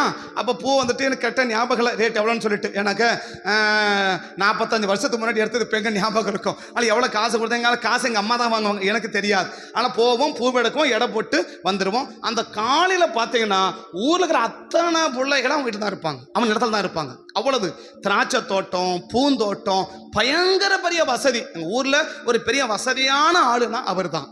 ஆனால் அவர் வாழ்க்கையில் இந்த தப்பு ஊருக்கே தெரியும். அப்படி இருந்துச்சு. என்னுடைய நிலைமை இப்போ இருக்கிறாரா எனக்கு தெரியல. என்னுடைய ஒரு 5 வருஷத்துக்கு முன்னாடி ஒரு டீ கடையில் உட்காந்துட்டு யார் போனாலும் சரி, ஒரு டீ வாங்கி கொடுறா, ஒரு டீ வாங்கி கொடுறா, ஒரு டீ வாங்கி கொடுறா. இந்த நிலைமை, இந்த யோபு 31 படிக்கும் போதெல்லாம் எனக்கு அவர் பேர் ஞாபகத்துக்கு வந்துடும். அவர் பேரு ராஜாங்கான். அவன் பேரே ராஜாங்கான். அவன் பேரே ராஜாகா. அவ்வளோ பெரிய ஆளு, அவ்வளோ சொத்து, ஏகப்பட்ட சொத்து. ஆனா இன்னைய நிலைமை, இன்னைக்கு இருக்கிறான்னு தெரியல, இப்ப இருக்கிறான்னு எனக்கு தெரியல. ஆனா 5 வருஷத்துக்கு முன்னாடி என் கண் கூட நான் பார்த்தது. நானே எங்கள் மாமா 2 பேரும் போகிறோம். உடனே சொல்கிறார், அவனுக்கு அவர் என்ன தெரியாது, எனக்கு அடையாளம் தெரியாது. அவரை கூட கேட்குறார், எனக்கு ஒரு டீ வாங்கி கொடுத்து போடா, ஒரு டீ சொல்லிட்டு போடா அப்படின்னு சொல்லிட்டு போகிறார். டீ கடையில் உட்காந்துங்க. அன்னைக்கு டீ விலை 5 ரூபா. அன்னைக்கு டீ விலை 5 ரூபா. ஊருக்கே ஒரு காலத்துல ஊர்லயே அத்தனை பேருக்கு காசு எண்ணி கொடுத்தவர். இன்னைக்கு ஒரு டீ வாங்குறதுக்கு என்ன கிடையாதுன்னா காசு இல்லை. ஏன் தெரியுமா? ஏன் தெரியுமா? இந்த விபச்சார பாவம்ன்றது அவ்வளவு கொடிதான பாவம். இந்த வேசித்தனம் அவ்வளவு கொடிதான பாவம். இன்னைக்கு லவ் பண்றோம் இல்லையா, ஆளையே காலி பண்ணிடுது இல்லையா. மொத்தம் சாகரம் போறான் யாரு? மொத்தம் சாகரம் போறான் யாருன்னே வந்தான். ஏன் 7 வருஷமா லவ் பண்ணான், 10 வருஷமா லவ் பண்ணான், 20 வருஷமா லவ் பண்ணான். அவனை கொன்னுட்டான், இவனை கொன்னுட்டான், அவனை கொன்னுட்டான், இவனை கொன்னுட்டான், துண்டு துண்டா வெட்டிட்டான், வேக வச்சுட்டான். சொல்றேன் அதெல்லாம் பாடிச்சான். இப்படியெல்லாம் கூட மனுஷன் இருக்கிறாங்களான்னு தோணுது இல்லையா. அவ்வளவு கொடூரமா இருக்குது. இப்படியெல்லாம் இருப்பாங்களா? இப்படியெல்லாம் துண்டு துண்டா வெட்டி சூட் கேஸ்ல அடைக்கிறான். துண்டு துண்டா வெட்டி, நான் சொல்றேன் பைபிள தான் 12 கோத்திரத்துக்கு 12 துண்டா வெட்டி அவன் பொண்டாட்டி அனுப்பினான். அது மறுமணியாட்டி அனுப்பி கொடுத்தான் இல்லையா. ஆனா இங்க பாக்குறேன் துண்டு துண்டா வெட்டி சூட் கேஸ்ல அடைச்சு வைக்கிறான். யாரா இவனை பார்த்தா 5 வருஷம் லவ் பண்ணுங்க, 10 வருஷம் லவ் பண்ணுங்க, 20 வருஷம் லவ் பண்ணுங்க, பூரா லவ்வருங்க. என்னன்னைக்கு விளங்குது? ஒரு காலத்துல அந்த ஆசையை தூண்டி அவன் உயிர் எனக்கு என்ன ஆச்சு, அவன் உயிரும் போது இல்லையா. நான் சொல்ற லவ் பண்ற பிள்ளைகளுக்கு புத்தி இருக்கணும். என்ன புத்தி இருக்கணும்? எத்தனை பேர் அப்பா அம்மாவை தாண்டி என்ன லவ் பண்றான் இல்லையா. என்ன ஒருத்த தாண்டி என்னோட லவ் பண்ண மாட்டானா? புரியல இல்லையா. அப்பா அம்மா அண்ணன் தம்பி அக்கா தான் அத்தனை பேர் இருக்கிறாங்களா வீட்டுல? இத்தனை பேரை தாண்டி தான் யாரை லவ் பண்றான்? ஒரு பையனையே லவ் பண்றான், ஒரு பொண்ணையே லவ் பண்றான் இல்லையா. இப்ப கல்யாணம் மட்டும் பண்ணி எத்தனை பேர் தான்? நீ ஒரே ஒரு ஆள் தானே. அது ஆணா இருக்கட்டும் பொண்ணா இருக்கட்டும் இல்லையா. என்ன யோசிக்கணும்? இத்தனை பேரை தாண்டி நான் லவ் பண்றேன்னு சொல்றானே, நாளைக்கு என்ன ஒருத்தியை தாண்டி ஒருத்தர் இன்னொருத்தர் லவ் பண்ண மாட்டானா? அப்படி லவ் பண்ணி தான் மொத்த பேர் வெட்டி உட்காந்து கிடக்குறான் இல்லையா. அப்ப என்ன நமக்கு புரியுது? இது பாதாள பரிதோன பட்சிக்கும், உன் சம்பத்தை எல்லாம் அழிச்சிரும். எது? இந்த தோஷம். ஆசை வச்சாலே இதுன்னா அதுக்கப்புறம் நீங்க விளங்கிக்கோங்க. என் மனம் யாதொரு ஸ்திரீன் மேல மயங்கி அந்த மயக்கத்துல இருந்தாலே உன் சம்பத்தை பூரா அழிச்சிடும். நீ எந்த காலத்திலும் ஒரே ஒரு இலை கூட விட முடியாது, துளிர் கூட விட முடியாது. சபிக்கல. இதுதான் உண்மையான நிலை. பட் இந்த நிலை உனக்கு வரக்கூடாது என்பதற்காகத்தான் ஆசாரியன் அந்த ஊழியக்காரன் உன் தோஷத்தை அவன் இருதயத்துல சுமக்கிறான். நீ கொடுக்கிற தசமா சும்மா இல்ல. நீ தசமத்தை பிச்சை போடல, நீ ஏதோ இனாமமா கொடுக்கல. உன் மேல உன் சம்பத்தவன அழிய கூடாதுன்னு, உனக்கு ஒரு பெரிய இழப்பு வரக்கூடாதுன்னு அந்த ஆசாரியன் உன் தோஷத்தை அவன் எங்க சுமக்கிறான்? அவன் இருதயத்துல சுமக்கிறான். அந்த தோஷம் மட்டும் அவன் இருதயத்துல சுமக்கலன்னா இந்த தோஷம் யார் மேல வரும்? இப்ப நான் உன் தோஷத்தை நான் சுமக்கணும் வச்சுக்கோயேன், இந்த தோஷம் யார் மேல வரும்? உன் மேல வரும். அந்த குழந்தை என்ன இருக்கும்? உன் சம்பத்தை பூரா அழிச்சிரும். உன் சம்பத்தை ஆண்டவர் சொல்ல, எப்பா உன் சம்பத்தை பூரா அழிக்கிறதுக்கு விட்டு கொடுக்கறியா? உன் சம்பத்தை சேர்த்து அதுல 10ல் ஒரு பாகமாகிய அந்த தசம பாகத்தை எடுத்து கொடுக்க விரும்புறியா? இன்னைக்கு நம்ம தசமகம் ஏதோ இனாமா கொடுக்கறத போல நினைச்சிட்டோம். தசம பாகத்தை ஒரு இனாமமா கொடுக்கறத போல, ஒரு தர்மம் கொடுக்கறத போல, இன்னும் சொல்ல போனா ஒரு பிச்சை போடுறத போல நினைச்சிட்டோம் இல்லையா. தசம பாகமா ஒரு பிச்சை போடுற மாதிரி போட்டுருவோம். நீ பிச்சை போடல, நீ உன் மேல வரக்கூடிய பாதிப்பை தடுப்பதற்காக நீ கொடுக்கிற கூலி. உன் மேல ஒரு பெரிய ஆபத்து வர இருக்குது, ஒரு தோஷம் இருக்குது. உனக்கு அதை நான் சொல்றேன், ஒரு தோஷம் வருது. இந்த தோஷத்தை உனக்கு மேல வராம இருக்கிறதுக்கு இந்த தோஷம் என்ன செய்யும்? என் சம்பத்தை முழுசா அழிச்சிரும்.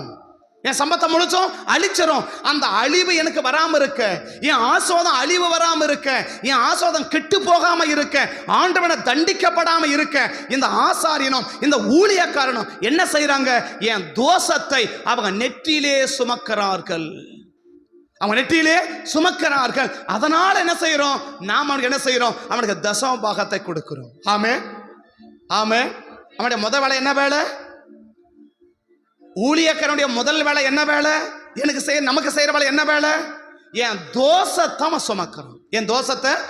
இப்ப நம்ம அடுத்து கேட்கலாம், ஓகே நீங்க சொல்ற தோஷம் என்கிட்ட ஒண்ணுமே.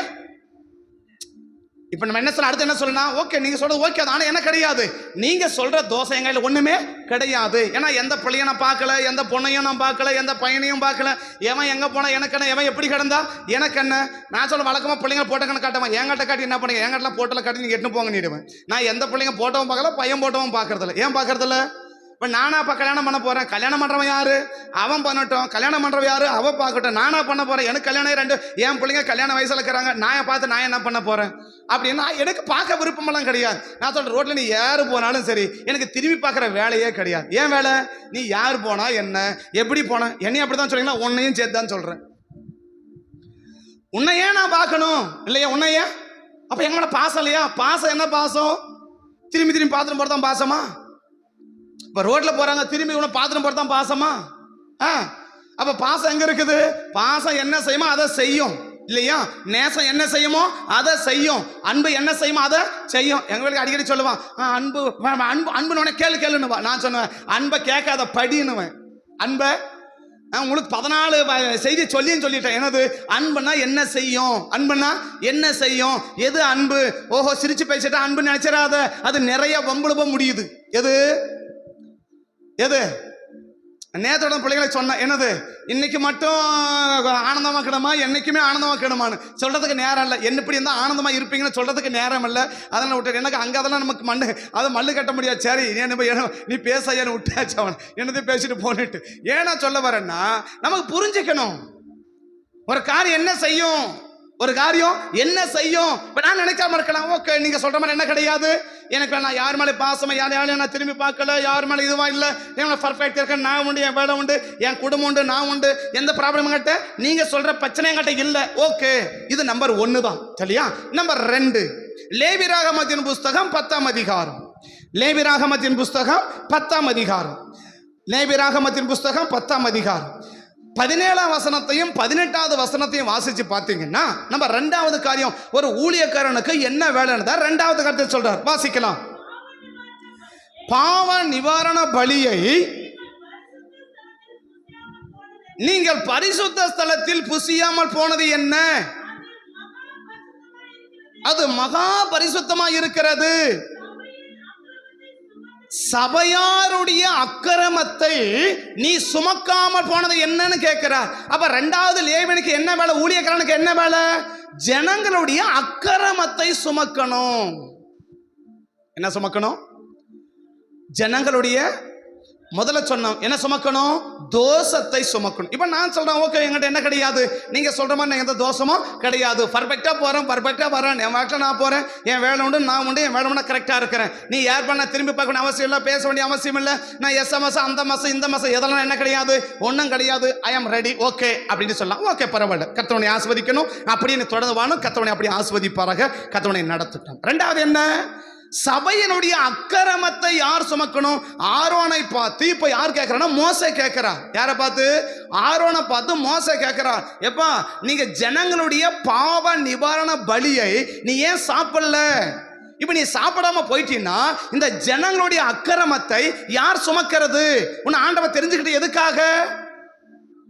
உன்னை ஆண்டவர் தெரிஞ்சு கொடுத்து எதுக்காக? ஆரோனை பார்த்து மோசே கேட்கிறார். எதுக்காக?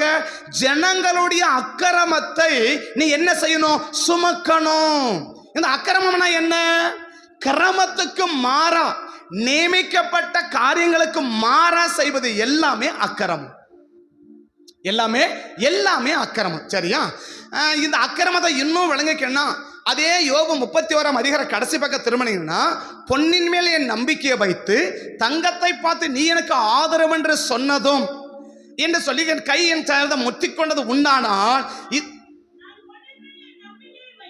31 யோபு 31:24 யோபு 31:24 வாசிக்கலாம். நான் பொன்னின் மேல் நம்பிக்கையை வைத்து தங்கத்தை பார்த்து நீ என் ஆதரவு என்று ஒரு அரை பவுன் கிடைச்சிச்சுன்னு வச்சுக்கோங்களேன், இது எடுத்து வச்சு என்ன செய்யும்? பின்னாலே எனக்கு உதவும். எப்போ உதவும்? இன்னும் கொஞ்சம் வயசாகி போச்சுன்னா 5 பவுன் கழுத்து செயலில் போட்டால் கழுத்த மாட்டேங்கிறாங்க. ஏன் கழுத்த மாட்டேங்கிறாங்க? கழுத்தனா மகம் மக பிடிங்குவா இல்லையா? அதனால என்ன செய்ய மாட்டேங்கிறாங்க? நான் சொல்ல அந்த பாட்டி அது ஜாக்கெட்டோட சேர்த்து பின்னு போடுறது. அது புரிஞ்சு போச்சு. இதை நம்ம விட்டோன்னு வச்சுக்கோயே, இப்போ ஏன்னா எடுக்க முடியாது இல்லையா? இப்போ கிழிஞ்சா எது வரும்? பிளவுஸும் சேர்ந்து வரல. அப்போ நம்ம முடிச்சுக்கலாம் இல்லையா? இல்லைன்னு வச்சுக்கோயே, மகனோ மகளோ நான் நல்லா தூக்கி வைக்கும் போது தலகாணி வைக்கிற மாதிரி இப்படி தலையை தூக்கி என்னம்மா பண்ற, தலகாணி வைக்கிறேன் அப்படின்னு வச்சுட்டு தலகாணி வைக்க மாட்டா, என் தலைக்கு என்ன வச்சுட்டு போயிடுவா, ஒரு பெரிய கல்லை தூக்கி வச்சுட்டு போயிடுவான்னு என்ன பண்ணிடுறான்னா அப்போ இழுத்து போட்டு கோத்து வச்சிடறான் இல்லையா? எது மேலதான் நம்பிக்கை? தங்கத்தை பார்த்து நீ எனக்கு ஆதரவு என்று சொன்னதும் என் ஆஸ்தி பெரிதென்று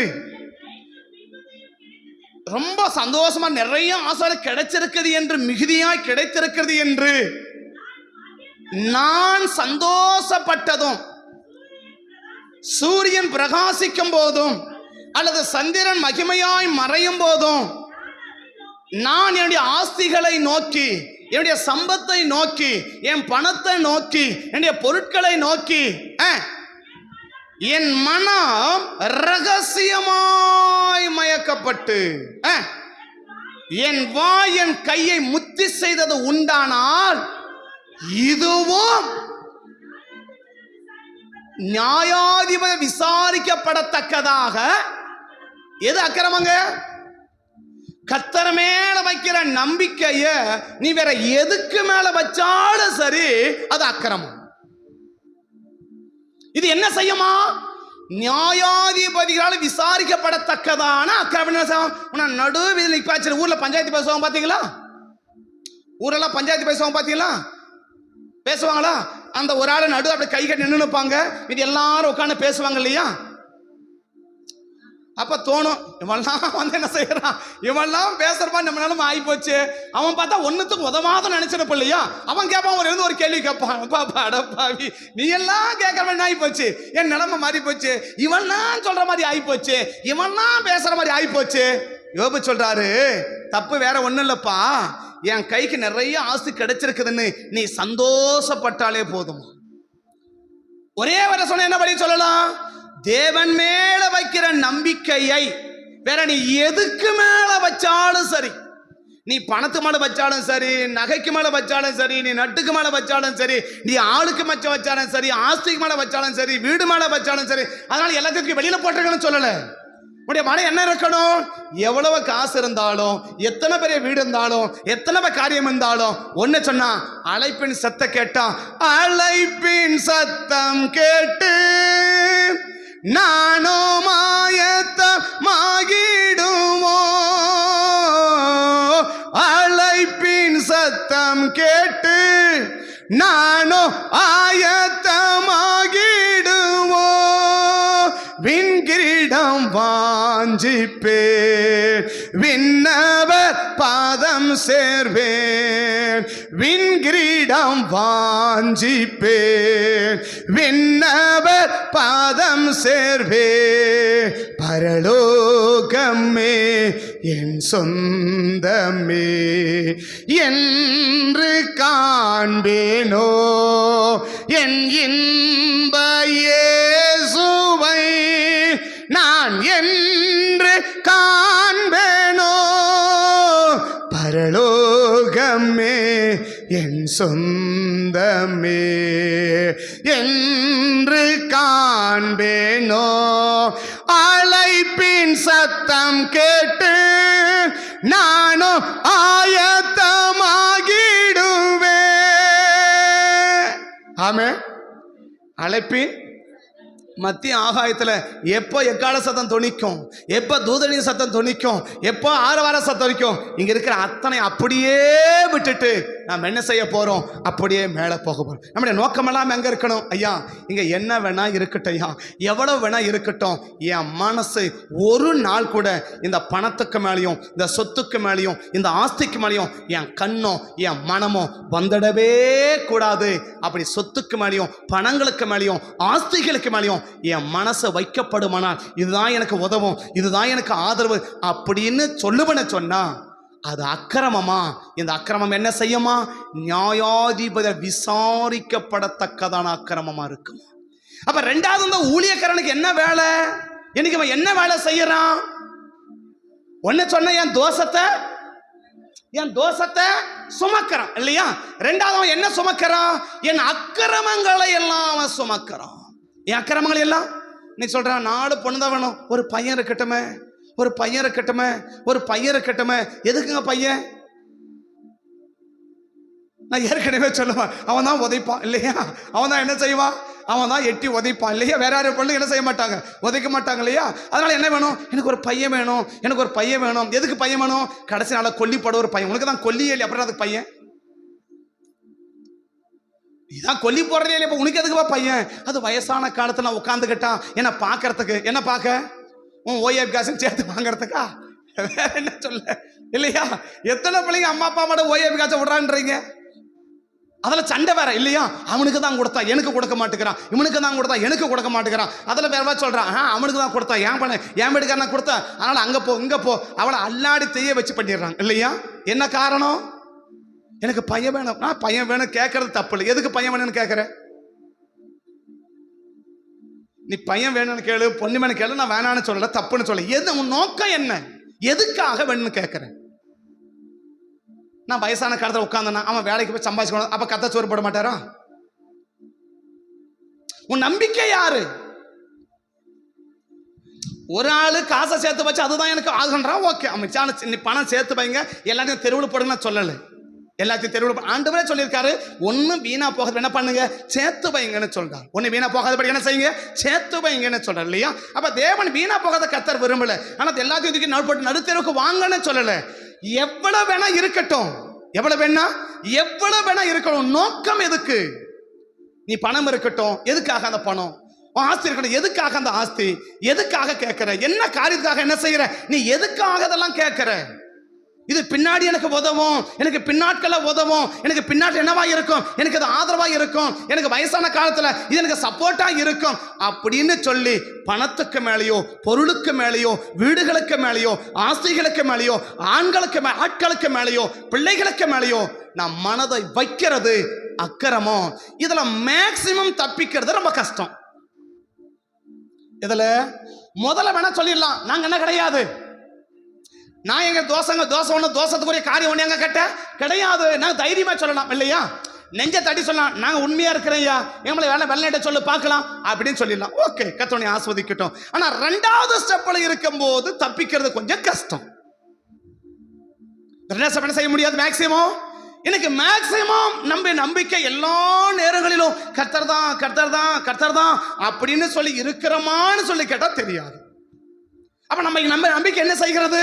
சில நேரங்களிலே மாறுகிறது. அது பிள்ளைகளுக்கு மேல போகிறது, கணவனுக்கு மேல போகிறது, மனைவி மேல போகிறது, சொத்துக்கு மேல போகிறது, ஆஸ்தி மேல போகிறது. அதனால இதெல்லாம் வேணாம் நான் சொல்லி தப்பா புரிஞ்சிக்காதீங்க. ஆனா என்ன, என் மனசு அது மேல என்ன செஞ்சிடக்கூடாது, போயிடக்கூடாது. இதுதான் எனக்கு உதவும். என கடைசி வரைக்கும் காக்கிறவர் கர்த்தர் தான். நம்மளை கடைசி வரை யார் தான் காக்க முடியும்? நம்மளை கடைசி வரைக்கும் நம்மளை காக்கிறது கர்த்தர் மாத்திரம் தானே தவிர வேற யாரும் என்ன செய்ய முடியாது. நம்மளை காக்கவும் முடியாது, கூட வரவும் முடியாது. கூட உனக்காக உயிரையே கொடுப்பான்னு சொன்னா உயிரை எடுத்துன்னு உட்கார்ந்து நிற்கிறான். சரியா? அது எழுத்துனபடியும் உயிரை எடுத்துட்டான். உயிரோட இருந்தனும் உயிரை எடுத்துன்னு உட்கார்ந்து நிற்கிறான் இல்லையா? இன்னைக்கு ஒவ்வொரு நாளும் செத்து படைச்சவங்க வச்சுன்னு அப்படி இருக்கும்போது என்ன சொன்னா, உன்னை கடைசி வரைக்கும் காப்பாத்துறது யாரு? கர்த்தர் தான். எவ்வளவு காரியம் தான் சரி, இது இருக்கட்டும், ஏதாவது உதவும். ஆனா என் நம்பிக்கை யாரு? கர்த்தர். என் நம்பிக்கை யாரு? கர்த்தர். கர்த்தர் தான் என்னை ஆஸ்வதிப்பான், கர்த்தர் தான் என்னை பாதுகாப்பான். கடைசி வரைக்கும் கூட வருது. கட்டின மனைவியும் கிடையாது, பெத்த பிள்ளைகளும் கிடையாது, கடைசி வரைக்கும் கூட வருகிறது கர்த்தர் ஒருவர் தான் என்ற அப்படிப்பட்ட நம்பிக்கை நமக்கு இருக்கணும். ஆனா மேக்சிமமான நம்பிக்கைகள் குறைவதற்கான வாய்ப்புகள் 100% வாய்ப்பு இருக்கு. அப்ப எது அக்கிரமம்? கர்த்தர் மேல வைக்கிற நம்பிக்கையை அடுத்தவர்களுக்கு மேல வைக்கிறது என்னது? அது அக்கிரமம். அந்த அக்கிரமத்தை நாம் சுமக்கிறதுனால அது என்ன செய்யும்? என்ன நியாயாதி விசாரிக்கிற இல்லையா? நான் நியாயாதி விசாரிக்கும் போது என்ன உண்டாகும்? எனக்கு ஒரு பெரிய அசிங்கம் எனக்கு உண்டாகும். நடு தெருவில் நின்று நியாயம் பேசும்போது எழுந்து நின்று கை கட்டி நின்றாக்க சந்தோஷமா இருக்குமா, வேதனையா இருக்குமா? ரொம்ப அசிங்கமா இருக்கு இல்லையா? ரொம்ப அசிங்கமா இருக்கு இல்லையா? அது சில நேரத்தில் ஊர்ல இருக்கிற கொஞ்சம் நல்லவங்களா இருப்பாங்கன்னா, யாரு இந்த நியாயம் நல்லவங்களா இருப்பாங்கன்னா, ஒருவேளை அப்பா தப்பு பண்ணிருக்கான்னு வச்சுக்கோங்க, டேய் அவ்வளோ பெரிய மனுஷன் என்ன செய்ய வேண்டாம், எழுப்பி நிறுத்த வேண்டாம், அவன் பையன் நீ என்ன பண்ணு, எலும்பி நின்னுக்கோடா, எங்க அப்பா கூட நான் என்ன செய்யறேன், நிக்கிறேன், எங்க அப்பா பண்ண தப்புக்கு நான் மன்னிப்பு கேட்கறேன் அப்படின்னு சொல்லி என்ன செய்வாங்கன்னா எழுப்பி சொல்லுவாங்க. ஆனா சில புண்ணியவாங்க இருப்பாங்க, யார் தப்பு பண்ணா அவன் தான் நிக்கணும் அப்படின்னு கட்டணைட்டா இருப்பாங்களா? அப்ப எவ்வளவு பெரிய நபர் இருந்தாலும் எல்லாருக்கும் முன்னாடி எளிமையில் என்ன செய்யணும்? கையை கட்டி அந்த ஊருக்கு மத்தியில அசிங்கப்பட வேண்டியதா போயிடும். அப்ப அக்கிரமம் என்ன கொண்டு வரும்? அசிங்கத்தை எனக்கு கொண்டு வரும். தோஷம் என்ன கொண்டு வரும்? மறந்துட்டீங்களே? தோஷம் என்ன கொண்டு வரும்? என் சம்பத்தை முழுசும் அழிச்சிடும் இல்லையா? சரி, அக்கிரமம் என்ன செய்யும்? எனக்கு அசிங்கப்படுத்திடும். இந்த அக்கிரமம் என்ன செய்யும்? என்ன எல்லாருக்கும் முன்னாடி நான் தலை நிமிர்ந்து வாழ வேண்டிய ஆளை இன்னும் சொல்ல என்ன தலகுனிய வச்சிடும். எது? இந்த அக்கிரமம் என்ன தலகுனிய வச்சிடும், இல்லை என்ன அசிங்கப்படுத்திடும். அப்ப அந்த ஊழியக்காரனுக்கு என்ன வேலை? நீ அசிங்கப்படக்கூடாது. நீ என்ன படக்கூடாது? அசிங்கப்படக்கூடாது. உனக்கு ஒரு தலகுனிமை என்ன செய்யக்கூடாது? வந்துடக்கூடாது என்பதற்காக உன் அக்கிரமத்தை அவன் எங்க போய் சுமக்கிறான்? தேவ சமூகத்துல சுமந்து, ஐயா இந்த அக்கிரமத்துக்கு தக்கபடி எங்க பிள்ளைக்கு என்ன பண்ணிடாதீங்க, செஞ்சிடாதீங்கன்னு சொல்லி உன் அக்கிரமத்தை அவன் சுமக்கிறான் என்பது இவனுடைய இரண்டாவது வேலை. யாரு இரண்டாவது வேலை? ஒரு ஊழியக்காரனுடைய இரண்டாவது வேலை இல்லையா? ஒரு வேலை என்ன வேலை? தோஷத்தை சுமக்கிறான் இல்லையா? ரெண்டாவது என்ன வேலை? அக்கிரமத்தை சுமக்கிறான் இல்லையா? இந்த அக்கிரமம் என்ன செய்யும்? என்னை அசிங்கப்படுத்தும், இல்ல தலகுனிய வச்சிரும். எனக்கு ஒரு தலகுனிய வராம இருக்கிறேன்னா எனக்கு ஒரு ஊழியக்காரன் அவசியம். ஒரு ஊழியக்காரன். அப்ப யார் தலகுனிவாங்க? எனக்கு ஊழியக்காரன் தேவையில்ல, போங்க நானே பார்த்துக்கிறேன், எனக்கு கை கால் இருக்கு, என் திறமை இருக்கு, நான் படிச்சிருக்கேன் அப்படின்னு அசிங்கப்பட்டு போயிடுவேன். உன் அசிங்கத்தை யாருமே தடுக்க முடியாது. அதில் சில புண்ணியவான்கள் இருப்பாங்க, எனக்கு 5-6 ஊழியக்காரங்க இருக்கிறாங்க, யார் நிற்பான்? எத்தனை ஊழியக்காரங்களா? ஒரு பிள்ளைக்கு ஒருத்தன் தான் தகப்பன். ஆமா தானே? அம்மா எங்க அப்பா அவங்க பேரை சொல்லுங்கன்னா என்ன சொல்லுவீங்க? தொடப்பத்தை கையில் எடுத்துக்குவீங்க இல்லையா? அப்பா பேரை சொல்லுன்னா உடனே டக்குன்னு சொல்லுங்க இல்லையா? எங்க அப்பா அவங்க பேர் சொல்லுங்கம்மாண்ணா, புரியல இல்லையா? புரிஞ்சிச்சுதானே? எங்க அப்பா அவங்க பேரு அப்படின்னா அந்த பிள்ளை மேல என்ன பார்ப்பீங்க? கையில் எடுத்துக்கணும், என்ன கேட்ட அப்படின்னு கேட்போம் இல்லையா? ஒருவேளை தெரியாம கேட்டா அப்படிலாம் கேட்கக்கூடாது, அப்பான்னு தான் கேட்கணும். அப்பா அவங்க என்ன செய்யக்கூடாது? இல்லம்மா அப்பா அவங்க பேர் சொல்லுமா அப்படின்னு திரும்ப என்ன செய்வீங்க? வெளுத்து வாங்கிறோம் இல்லையா? ஏன்? ஒரு சாதாரணமா இருக்கு இல்லையா? ஒரு பிள்ளைக்கு ஒருத்தன் தான் யாரா இருக்க முடியும்? ஒருத்தன் தான் அப்பாவா இருக்க முடியும், மற்ற யாரும் இருக்கவே முடியாது இல்லையா? அப்படின்னா இன்னைக்கு நமக்கு எத்தனை அப்பா? எனக்கு 4-5 ஊழியக்காரர் இருக்கிறாங்க, 50 ஊழியக்காரங்க, 100 ஊழியக்காரர் இருக்கிறாங்க. உங்களுக்கு அப்பா தான் யாரு? என்ன இனிஷியல் போடுவேன்? 5 பேர் அப்பாங்க, 5 இனிஷியல் போட்டு எழுதுவியா? என்ன சொல்ல இல்லையா? இது என்ன அர்த்தம்? அது இவங்க அறியாமன்றதா, புரியாமன்றதா, தெரியாமன்றதா, திமிருன்றதா? என்ன சொல்ல? அப்ப என்ன விளங்கிக்கணும் நமக்கு? எனக்கு ஒரு ஊழியக்காரன் இருந்தா நான் என்ன செய்ய மாட்டேன்? எந்த இடத்துலையும் அசிங்கப்பட்டு போக மாட்டேன், தலகுனிய மாட்டேன். ஏன்? எனக்கு வருகிற அசிங்கத்தை, எனக்கு வருகிற தலகுனிவை அவன் எங்க சுமந்து நிக்கிறான்னா தேவ சுமந்து நிற்கிறான். ஐயா எங்க பிள்ளைங்க தப்பு பண்ணிட்டாங்க, உண்மைதான், பட் என்ன செய்யவே கூடாது, அவனுக்கு இந்த பாதிப்பு வரவே கூடாது என்று சொல்லி உனக்கு மேல ஒரு அசிங்கத்தையும் அவமானத்தையும் அவன் தடுப்பதற்காக ஆண்டவரால் ஏற்படுத்தப்பட்டவன் தான் ஊழியக்காரன். அவன் தான் லேவியன். இந்த 2வது வெளி அவன் செய்கிறான். ஆமே. நம்பர் 3 லேவியராகமத்தின் புஸ்தகம் 4ஆம் அதிகாரத்துக்கு திருப்பினீங்கன்னா அது முழுசுமே இருக்குது. லேவியராகமத்தின் புஸ்தகம் ஏற்கனவே இது உங்களுக்கு 4மே உங்களுக்கு 4 நாள் பேசியிருக்கிறேன். ஆனால் உங்களுக்கு அது கம்ப்ளீட்டாக அதை நீங்கள் எப்போவோ அதை தூக்கி மறந்து போட்டுப்பீங்க இல்லையா? அதனால் அப்போ உங்களுக்கு மேலே ஒரு அசைக்க முடியாத ஒரு நம்பிக்கை எனக்கு. அதனால் அன்னைக்கு நீங்கள் என்ன பண்ணிட்டு க்ளீனாக நீங்கள் மறந்துட்டுப்பீங்க அப்படின்னு எனக்கு ஒரு அசைக்க முடியாத நம்பிக்கை இருக்குது. அதனால் ஒன்றும் பிரச்சனை இல்லை. இப்போ 3வது ஆமாம் என்ன செய்கிறான் அந்த ஊழியக்காரன் எதுக்கு அப்படின்னா, லேவியராகமம் 4ஆம் அதிகாரம் முழுசு இருக்குது. அதான் கடைசி வந்து நீங்க பாத்தீங்கன்னா 33வது வசனத்திலிருந்து நீங்க பாத்தீங்கன்னா 30வது வசனத்திலிருந்து 30லிருந்து அப்பொழுது ஆசாரியன் கொஞ்சம் பூசி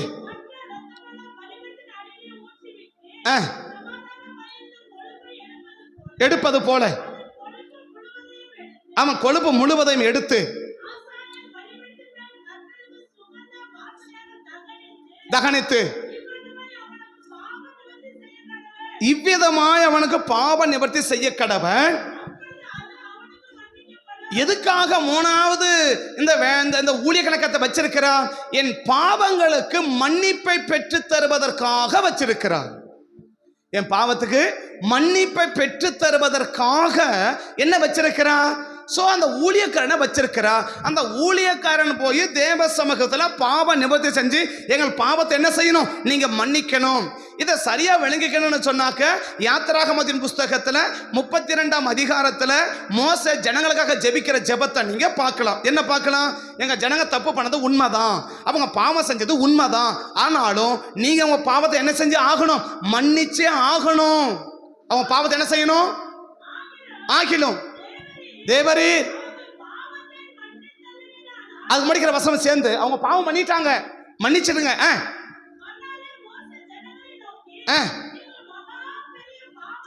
சாதாரண பாவம் செய்யல, மகா பெரிய பாவம் செஞ்சிட்டீங்க என்று பாவம் நிவர்த்தி என்ன செய்ய முடியாது? செய்ய முடியாத அளவுக்கு பாவத்தை செஞ்சிருக்கிறீங்க என்று அறிந்து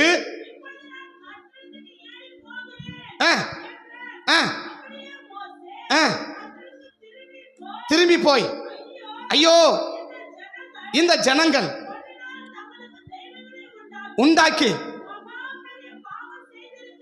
மகா பெரிய பாவம் செய்திருக்கிறார்கள், ஆகிலும் தேவரீர் நீயே சொல்லிட்டீங்க பாவத்தை செஞ்சாங்கன்னு இல்லையா? இவரே என்ன சொல்லிட்டாரு? சாதாரண பாவம் பயங்கர பெரிய பாவம் செஞ்சுட்டாங்க அப்படின்னு முடிச்ச முடியா? ஆனா அடுத்த முடிக்க சொல்றாரு பாருங்க, என்ன சொல்றாரு? பாவத்தை மன்னிச்சுதான் ஆகணும். ஒன்னேவர் என்ன, அவன் பாவம் பண்ணிட்டான், தப்பு பண்ணிட்டான், உண்மைதான், ஆனா மன்னிச்சிடணும். ஆனா எப்ப நீயே சொல்லிட்ட பாவம் பண்ணிட்டான், அப்புறம் எப்படிப்பா? மன்னிச்சுதான் ஆகணும். அப்படி இல்லையா? என்ன எடுத்துரு, என்ன ஒன்னு அவங்க பாவத்தை மன்னிச்சா மன்னிச்சிடுங்க, அப்படி மன்னிக்கலையா என்ன எடுத்துரு. என்ன ஊரோட வைக்க கூடாது? நீங்க உங்க பேர் உங்க புஸ்தகத்துல இருந்து என் பேரை கிறுக்கி போட்டு, இல்லாவிட்டால் நீர் எழுதின உம்முடைய புஸ்தகத்தில் இருந்து என் பேரை கிறுக்கி போடும். உடனே அடுத்த வார்த்தை சொல்றாரு ஆண்டவர் பாருங்க, மோசையை நோக்கி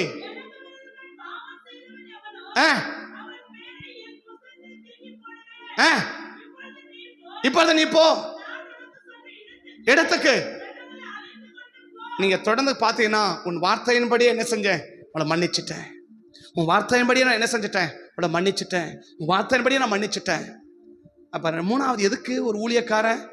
நான் செய்த பாவத்துக்கு தண்டனை எனக்கு மேல வராம இருக்க, நான் செஞ்ச பாவத்துக்கு தண்டனை என் மேல வராம இருக்க, சோ ஒரு ஊழியக்காரனுக்கு எனக்கு தேவை இல்லையா? அப்போ பாவம் எது பாவம்? 1 யோவான் 3ஆம் அதிகாரத்துல பார்த்தீங்கன்னா, 1 யோவான் 3ஆம் அதிகாரம் 4-5 பார்த்தீங்கன்னா, 1 யோவான் 3ஆம் அதிகாரம் 4-5 பார்த்தீங்கன்னா, பாவம் செய்கிற எவனும் நீருகிறதே பாவன்ட்டார் இல்லையா? சரி, நியாயப்பிரமாணம் என்னதான் சொல்லுது? இந்த நியாயப்பிரமாணத்தை நம்ம தொடர்ந்து பார்த்தோம் இல்லையா? இப்ப ரெண்டாவது ஒரு மனுஷனுடைய வாழ்க்கையிலிருந்து எதை கர்த்தர் பாவம்னு சொல்றாரு? எதை கர்த்தர் ஒரு மனுஷனுடைய வாழ்க்கையில எது பாவம்? இப்ப நியாயப்பிரமாணத்தை மீறதே பாவன்ட்டார் இல்லையா? இந்த நியாயப்பிரமாணம் இப்ப என்ன சொல்லுதுன்னு தொடர்ந்து பார்த்துன்னு வரோம் இல்லையா? இது வரைக்கும் 40 பார்த்து இப்ப 41 பார்த்துன்னு இல்லையா?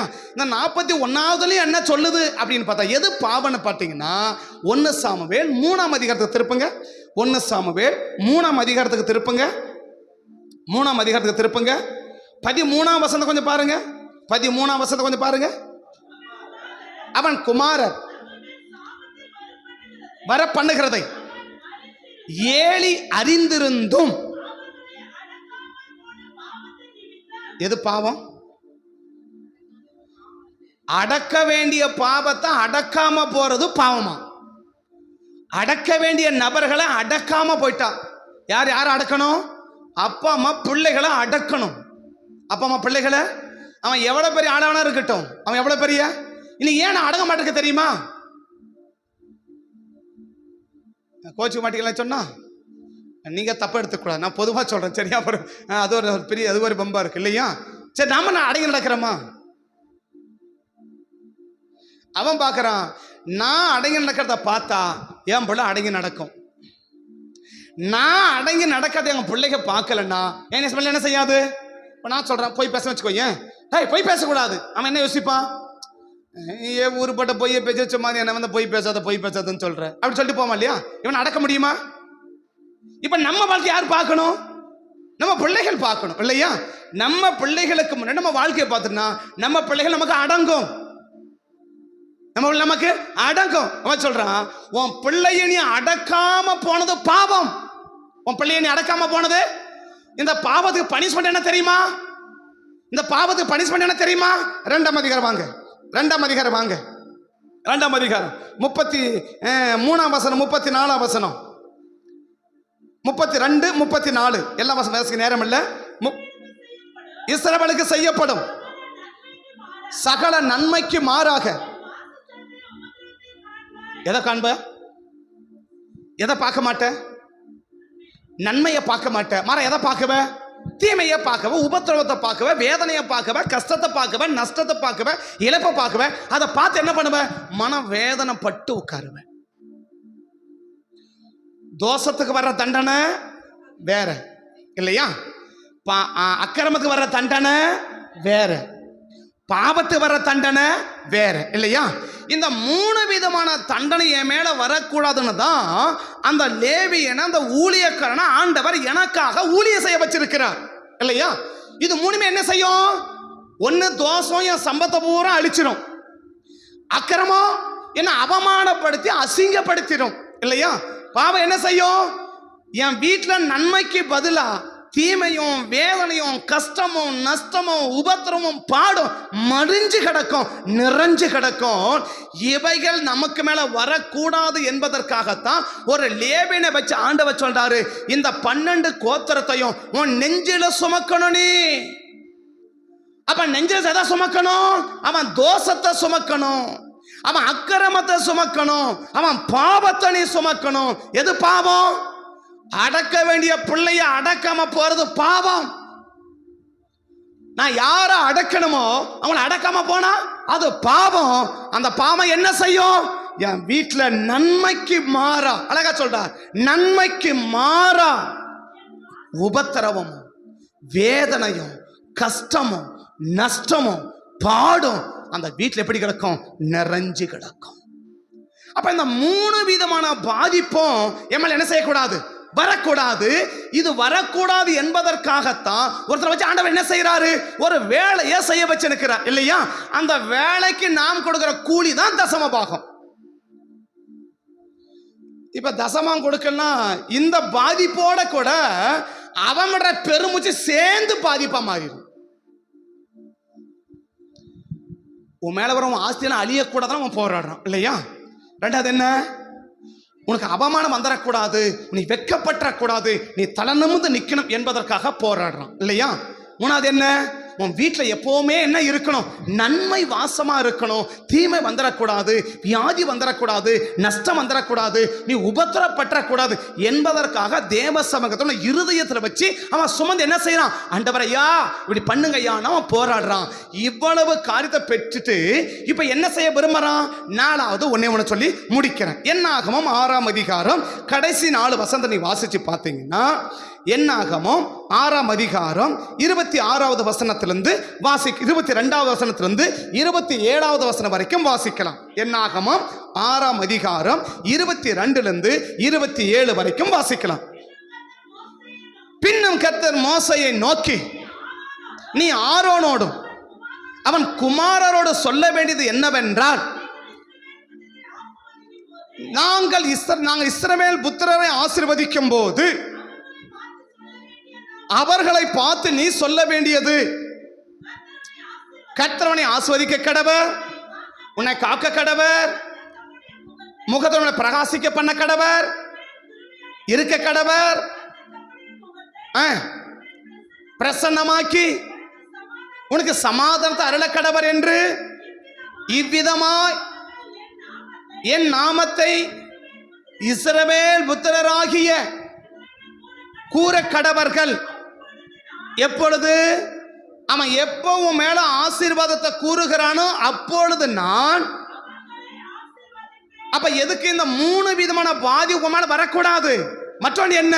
நீ எல்லா விதத்திலும் ஆசீர்வதிக்கப்பட்டு கொண்டு இருக்க வேண்டும் என்பதற்காக இந்த 4வது வேளையும் யார் செய்கிறான்னு சொன்னா ஒரு ஊழியக்காரன் செய்கிறான். அப்ப தசமாக என்பது நீ போடுற பிச்சை இல்லை, நீ ஏதோ இனாமாக கொடுக்கறது இல்லை, நீ ஏதோ ஒரு காரியத்தை கொடுக்கறது இல்லை, நீ கொடுத்தா கொடுக்கலாம் கொடுக்காட்டி போனா அப்படி அல்ல. மாறாக என்ன? உனக்காக அவன் செய்யற வேலைக்கு நீ கொடுக்கிற கூலி, நீ கொடுக்கிற சம்பளம், நீ கொடுக்கிறதா காரியம். அப்ப இது எது கொடுக்கிற? உன் ஆஸ்தி அழியக்கூடாதுன்னு அவன் போராடுறான், உன் ஆஸ்தி அழியக்கூடாதுன்னு அவன் போராடுறான் இல்லையா? சில வேலை பார்த்தீங்கன்னா இந்த ஜனங்களுக்காக போராடி போராடி கடைசியா மோசைக்கு மேல ஆண்டவர் கோபம் வந்துருச்சு இல்லையா? உபாகமம் 3ஆம் அதிகாரம், உபாகமம் 3ஆம் அதிகாரம், ஒரே ஒரு வசனம் சொல்லி முடிக்கிறேன். உபாகமம் 3ஆம் அதிகாரத்தில் இந்த ஜனங்களுக்காக போராடும் போது இவன் மோசை என்ன ஆண்டவர் கொஞ்சம் பாருங்க பார்க்கலாம். உபாகமம் 3ஆம் அதிகாரத்தில், உபாகமம் 3ஆம் அதிகாரத்துக்கு வந்தீங்கன்னா 24 படிக்கிறீங்களா?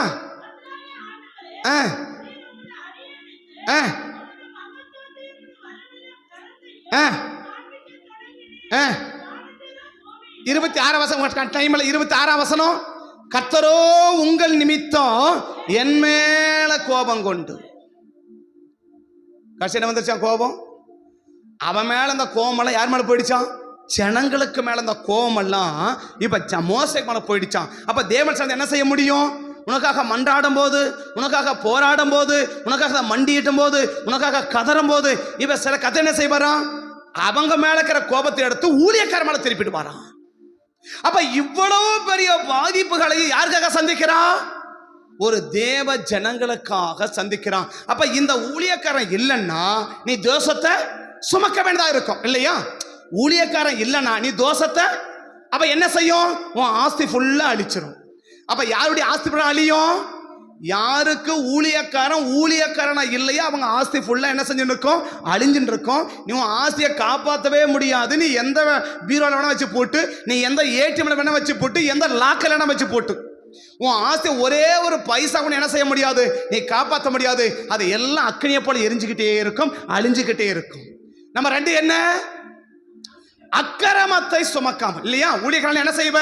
அக்கிரமத்தை அந்த அக்கிரமம் என்ன செய்யும்? உன்னை அசிங்கப்படுத்திடும், உன்னை அவமானப்படுத்திடும், உன்னை வெட்கப்பட வச்சிடும், உன்னை தலை நிமிர்ந்து வாழ முடியாம தலை கவிழ்ந்து வாழ வச்சிடும். நம்பர் 3 என்ன? பாவத்தை நீ சுமக்க வேண்டியிருக்கும். இந்த பாவம் என்ன செய்யும்? என் வீட்டுல நன்மைக்கு பதிலா தீமைகள் என்னமா இருக்கும்? ஏராளமா கிடக்கும், உபத்திரமா ஏராளமா கிடக்கும், கஷ்டம். வீட்டுக்குள்ள போனாலே வெறுப்பா இருக்கு, வீட்டுக்குள்ள போனாலே பிடிக்க மாட்டிருக்கு, வீட்டுக்குள்ள போத்தாலே மன சங்கடமா இருக்கு அப்படின்னு சொன்னா உன் பாவத்தை நீ என்ன செய்யற? சுமக்கிறன்னு அர்த்தம். இந்த 3 பாதிப்பும் என் மேல வரக்கூடாதுன்னா எனக்கு யார் அவசியம்?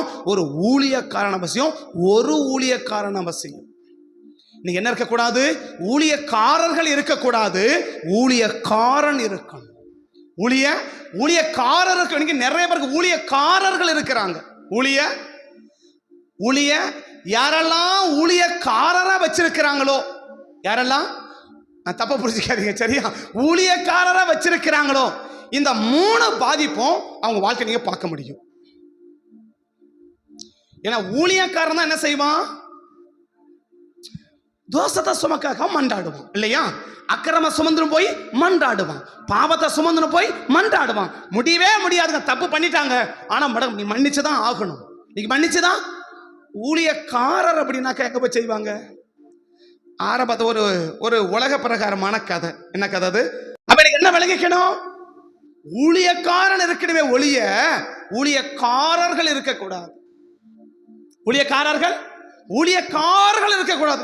நான் சொன்ன 4 ஊழியக்காரன் சொல்லிப்பேன், சரி அவர் ஜோம் பண்ணிக்குவாரு. கடைசி அவனை சொல்லுவான், சரி அவங்க தானே அதிகமாக போறாங்க, அவங்க ஜோம் பண்ணிக்குவாங்க. அவன் நினைப்பான் அங்க ஜோம் பண்ணிக்குவாங்க, இவன் நினைப்பான் அங்க ஜோம் பண்ணிப்பாங்க. ஆக மொத்தம் என்ன?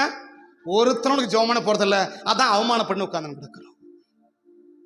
அதான் அழிச்சு எல்லா ஆசையும் அழிச்சுட்டு உட்கார்ந்து நிற்கிறோம். அதனாலதான் ஆசீர்வாதம் நன்மைக்கு பதிலாக துன்பத்தை அனுபவிச்சு உட்கார்ந்து நிற்கிறோம். அப்படி என்ன புரிஞ்சுக்கணும்? எனக்கு ஒரு ஊழியக்காரன் என்பது என் வாழ்க்கையில மிக மிக மிக அவசியம். அந்த ஊழியக்காரன் இல்லாத வாழ்க்கை இந்த 3 விதமான பாதிப்பு என்ன செய்ய முடியும், நான் சந்திக்க முடியும். இந்த 3 பாதிப்பும் என் மேல வரக்கூடாது. ஆனா என் மேல ஒன்னே ஒண்ணுதான் வரணும். என்ன வரணும்? கர்த்தருடைய ஆசீர்வாதம் மட்டும்தான் வரணும் என்று எனக்காக மண்டியிட்டு மன்றாடி போராடி ஜெபிக்கிற மாதிரி கர்த்தர் சொல்றாரு. அவன் சொல்லி முடிச்சானா அவன் வார்த்தையை கேட்டு அப்படியே நான் அவனை ஆஸ்வதிப்பேன். யார் வார்த்தையை கேட்டு? அந்த ஊழியக்காரன் வார்த்தையை கேட்டு அவன் அப்படியே நான் என்ன செய்வேன், ஆசீர்வதிப்பேன். அப்ப அந்த ஊழியக்காரன் சொல்லலன்னா அவ்வளவுதான். அப்ப ஏன் ஆசீர்வாதம் இல்லை? இப்ப ஆஸ்வதிக்கல ஏன் ஆஸ்வதிக்கல?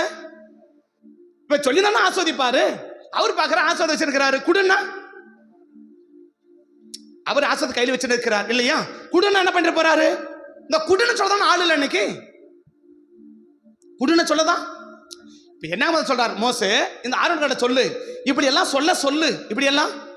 அவரை கேட்கணும், ஐயா அவ்வளவுதான் சொல்லுங்க, நீங்களே சொல்லிடுங்களே. நீங்களே இல்ல அதை சொல்றதுக்கு தான் நான் அவனை வச்சுருக்கிறேன். யார? இந்த ஊழியக்காரன் எதுக்கு வச்சிருக்கிறேன்? இதை சொல்றதுக்காக தான் நான் என்ன செஞ்சிருக்கிறேன், இவனை வச்சிருக்கிறேன்.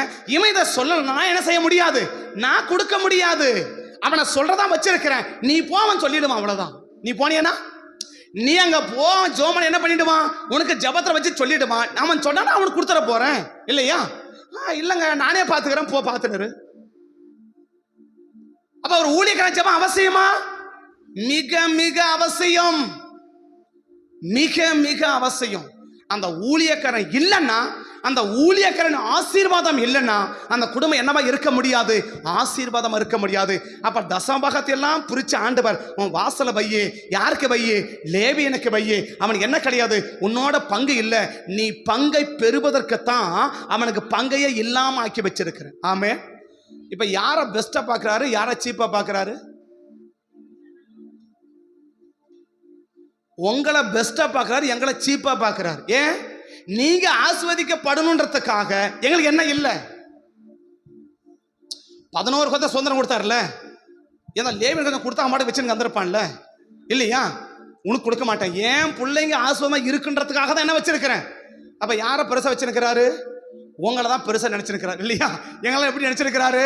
ரொம்ப சீப்பா நினைச்சிருக்கிறார். டேய் ஓடுனா என்ன பண்ணிடணும், உட்காருனா உட்கார்ந்துடணும் இல்லையா? அவன் அழுறானா ஐயா அப்படின்னு இல்லையா? நீ அழுதா நானும் சேர்ந்துடணுமா? நீ அழுறத நியாயம், என்னையா அழ சொல்லணும்? அவ சொல்றாரு உன்னை அழுறதுதான் வச்சிருக்கிறேன்றார். அவன் அழுறதுக்கு தான், உன்னை வச்சிருக்கிறது எதுக்கு தான்? அவன் அழுதா நானும் சேர்ந்துடணுமா? நீ சிரிச்சா நீ எப்ப சிரிக்கிறது, நான் எப்ப சிரிக்கிறது?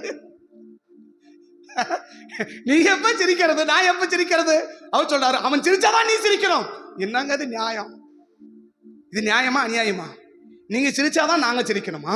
நீங்க அழுதா நாங்க அழுணுமா? அது உங்களுக்கு தனி வந்து எங்களுக்கு ரத்தமே வரணுமா? என்னங்க இதெல்லாம், இது உண்மையா நியாயமா? அது சொல்றாரு இதுக்கு தான் உன்னை வச்சுன்னு கேட்கிறேன். எதுக்காக? இந்த வேலையை செய்வதற்காக தான் உன்னை என்ன பண்ணியிருக்கிறேன், உன்னை வச்சதே அவனை அதுக்காக தான். ஆமாவா? அப்ப அந்த வேலைக்காரன் தான் என்னை ஆஸ்வதிக்கிறான். என் மேல வர 3 விதமான பாதிப்பு என்ன செய்யறான், தடுக்கிறான்.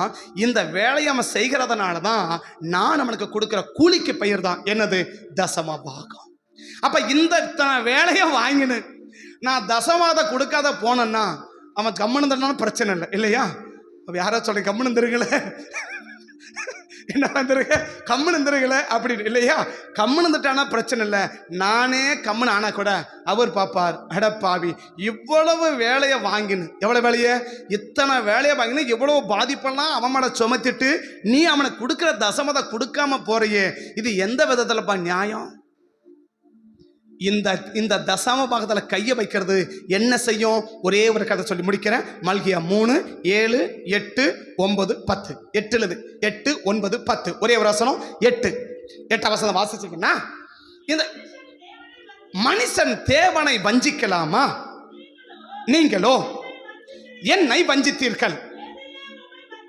அதுல ஒரு கேள்வி கேட்கறீங்க, எதை நாங்களும் வஞ்சிச்சோம் அப்படின்னு கேள்வி கேட்கறீங்க. தசம பாகத்திலும் காணிக்கையிலும் தானே.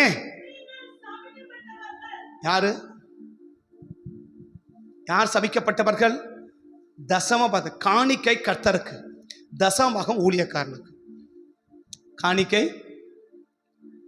கர்த்தருக்கு காணிக்கை செலுத்துவோம் இல்லையா? கர்த்தருக்கு காணிக்கை. தசம பாகம் யாருக்கு? ஊழியக்காரனுக்கு. ஏன் ஊழியக்காரனை கொடுக்கிறோம்? எனக்காக அவன் வேலை செய்யறான். எனக்காக. எதுக்கு நான் தசமம் ஊழியக்காரனை கொடுக்கிறேன்? எனக்காக அவன் வேலை செய்யறான். எனக்காக வேலை செய்யறான். என்ன வேலை செய்யறான்? என் தோஷத்தை சுமக்கிறான், என் அக்கிரமத்தை சுமக்கிறான், என் பாவத்தை சுமக்கிறான். இதனால வரக்கூடிய பாதிப்பை தடுக்கிறான். இதை தாண்டிட்டு என் ஆசீர்வாதத்துக்காக அவன் பிரயாசப்படுறான். அதுக்கு நான் கொடுக்கிற கூலி தான் தசமபாகம். ஆமே. அதுக்கு நான் கொடுக்கிற கூலி தான் தசமபாகம். அதுக்கு கொடுக்கிற சம்பளம் தான் தசமபாகம். காணிக்கை என்பது கர்த்தருக்கு, தசமபாகம் என்பது என்ன? ஊழியக்காரனுக்கு. அப்ப இதை நான் சரியா செலுத்திட்டேன்னா என் மேல என்ன இருக்காது. இப்ப ஆண்டவர் கேட்கிறார். என்ன கேட்கிறார்? என்னையும் வஞ்சிச்சிங்க, என் ஊழியக்காரனையும் வஞ்சிச்சிட்டீங்க. என்னையும் வஞ்சிச்சிங்க. என்ன? காணிக்கையிலும் தசம பாகத்திலும் தானே நீங்கள் என்ன வஞ்சிச்சிங்க, சபிக்கப்பட்டவர்களாகிய நீங்கள். அப்ப காணிக்கையும் தசம பாகத்தையும் சரியா, இப்ப நான் காணிக்கப்பட்டேன், தசம பாகத்தை சரியா செலுத்தலைன்னா அந்த நபர்களுக்கு மேல என்ன இருக்கும்? சாபம் இருக்கும். அந்த குடும்பத்து மேல என்ன இருக்கும்? சாபம் இருக்கும். இந்த தசமத்தை என்ன செய்யணும்? அதை 5 கூட்டத்துக்கு அதை பிரிச்சு கொடுக்கணும். இந்த தசமம் என்ன செய்யணும்? ஏதோ ஊழியக்காரனுக்கு மட்டும் நினைச்சிடாதீங்க. அந்த ஊழியக்காரர் 5 பேருக்கு என்ன செய்யணும்? இதை பிரிச்சு கொடுக்கணும். உன் தசம பாகம் 5 பேருக்கு போய் சேரணும். அந்த லேவியரகம் 27 29 நீங்க அந்த 22 படிச்சு பார்த்தீங்கன்னா அந்த 5 கூட்டம் எங்க இருக்குன்னா அதில் எழுதப்பட்டிருக்கு. இந்த 5 கூட்டத்துக்கும் எங்க போகும்னா அந்த தசமம். இதுதான் ஆதி அப்போஸ்தலர் காலத்துல நிலங்களையும் வீடுகளையும் வித்து கொண்டு அப்போஸ்தலர் பாத்திரம் வச்சாங்க. அவங்க எல்லாருக்கும் என்ன செஞ்சாங்க? சரிசமம் பிரிச்சு கொடுத்தாங்க. அவர்களுக்கு தேவைக்கு தக்கபடி அவங்க பிரிச்சு கொடுத்தாங்க. ஒன்றிலும் ஒருவனும் குறைவா இருந்ததில்லை. அப்ப அந்த சாபம் என்ன செய்யும்? 3 காரியத்தை செய்யும். சாபம் என்ன செய்யும்? 3 காரியத்தை செய்யும். ஒன்று என்ன? அகோர மரணம். அகோர மரணம். இது 1 Samuel 22ஆம் அதிகாரத்தில் இப்போ வாசிச்ச பகுதி நீங்க பார்க்கலாம். ஒன்று செய்யும் அகோர மரணம். 2 என்ன? கொடிய தரித்திரம். கொடிய தரித்திரம், தீராத வியாதி. 1 அகோர மரணம். வாழ வயதிலே ஓப்பனை பிணகாசும் சாவார்கள். இது அவன் வந்த சாபம். 2வது சொல்றாரு, உன் ஆசாரிய வேலைக்கு ஒரு வேளை சாப்பாட்டுக்காக ஆசாரிய ஊழியத்துக்கு கெஞ்சுவான். வறுமை, எவ்வளவு சம்பாதிச்சாலும் வறுமை வறுமை வறுமை வறுமை, இல்ல இல்ல இல்ல, எவ்வளவு வந்தாலும் சரி இல்ல. இது சாபத்தின் 2வது அடையாளம். 3வது என்ன? கொடிய வியாதி, தீராத வியாதி. அது என்ன கிடையாது? அந்த வியாதிக்கு முற்றுப்புள்ளியே கிடையாது. அந்த வியாதி தீரவே தீராது, குணமடையவே அடையாது, தொடர்ந்து அந்த வியாதிக்குள்ளே இருப்பாங்க.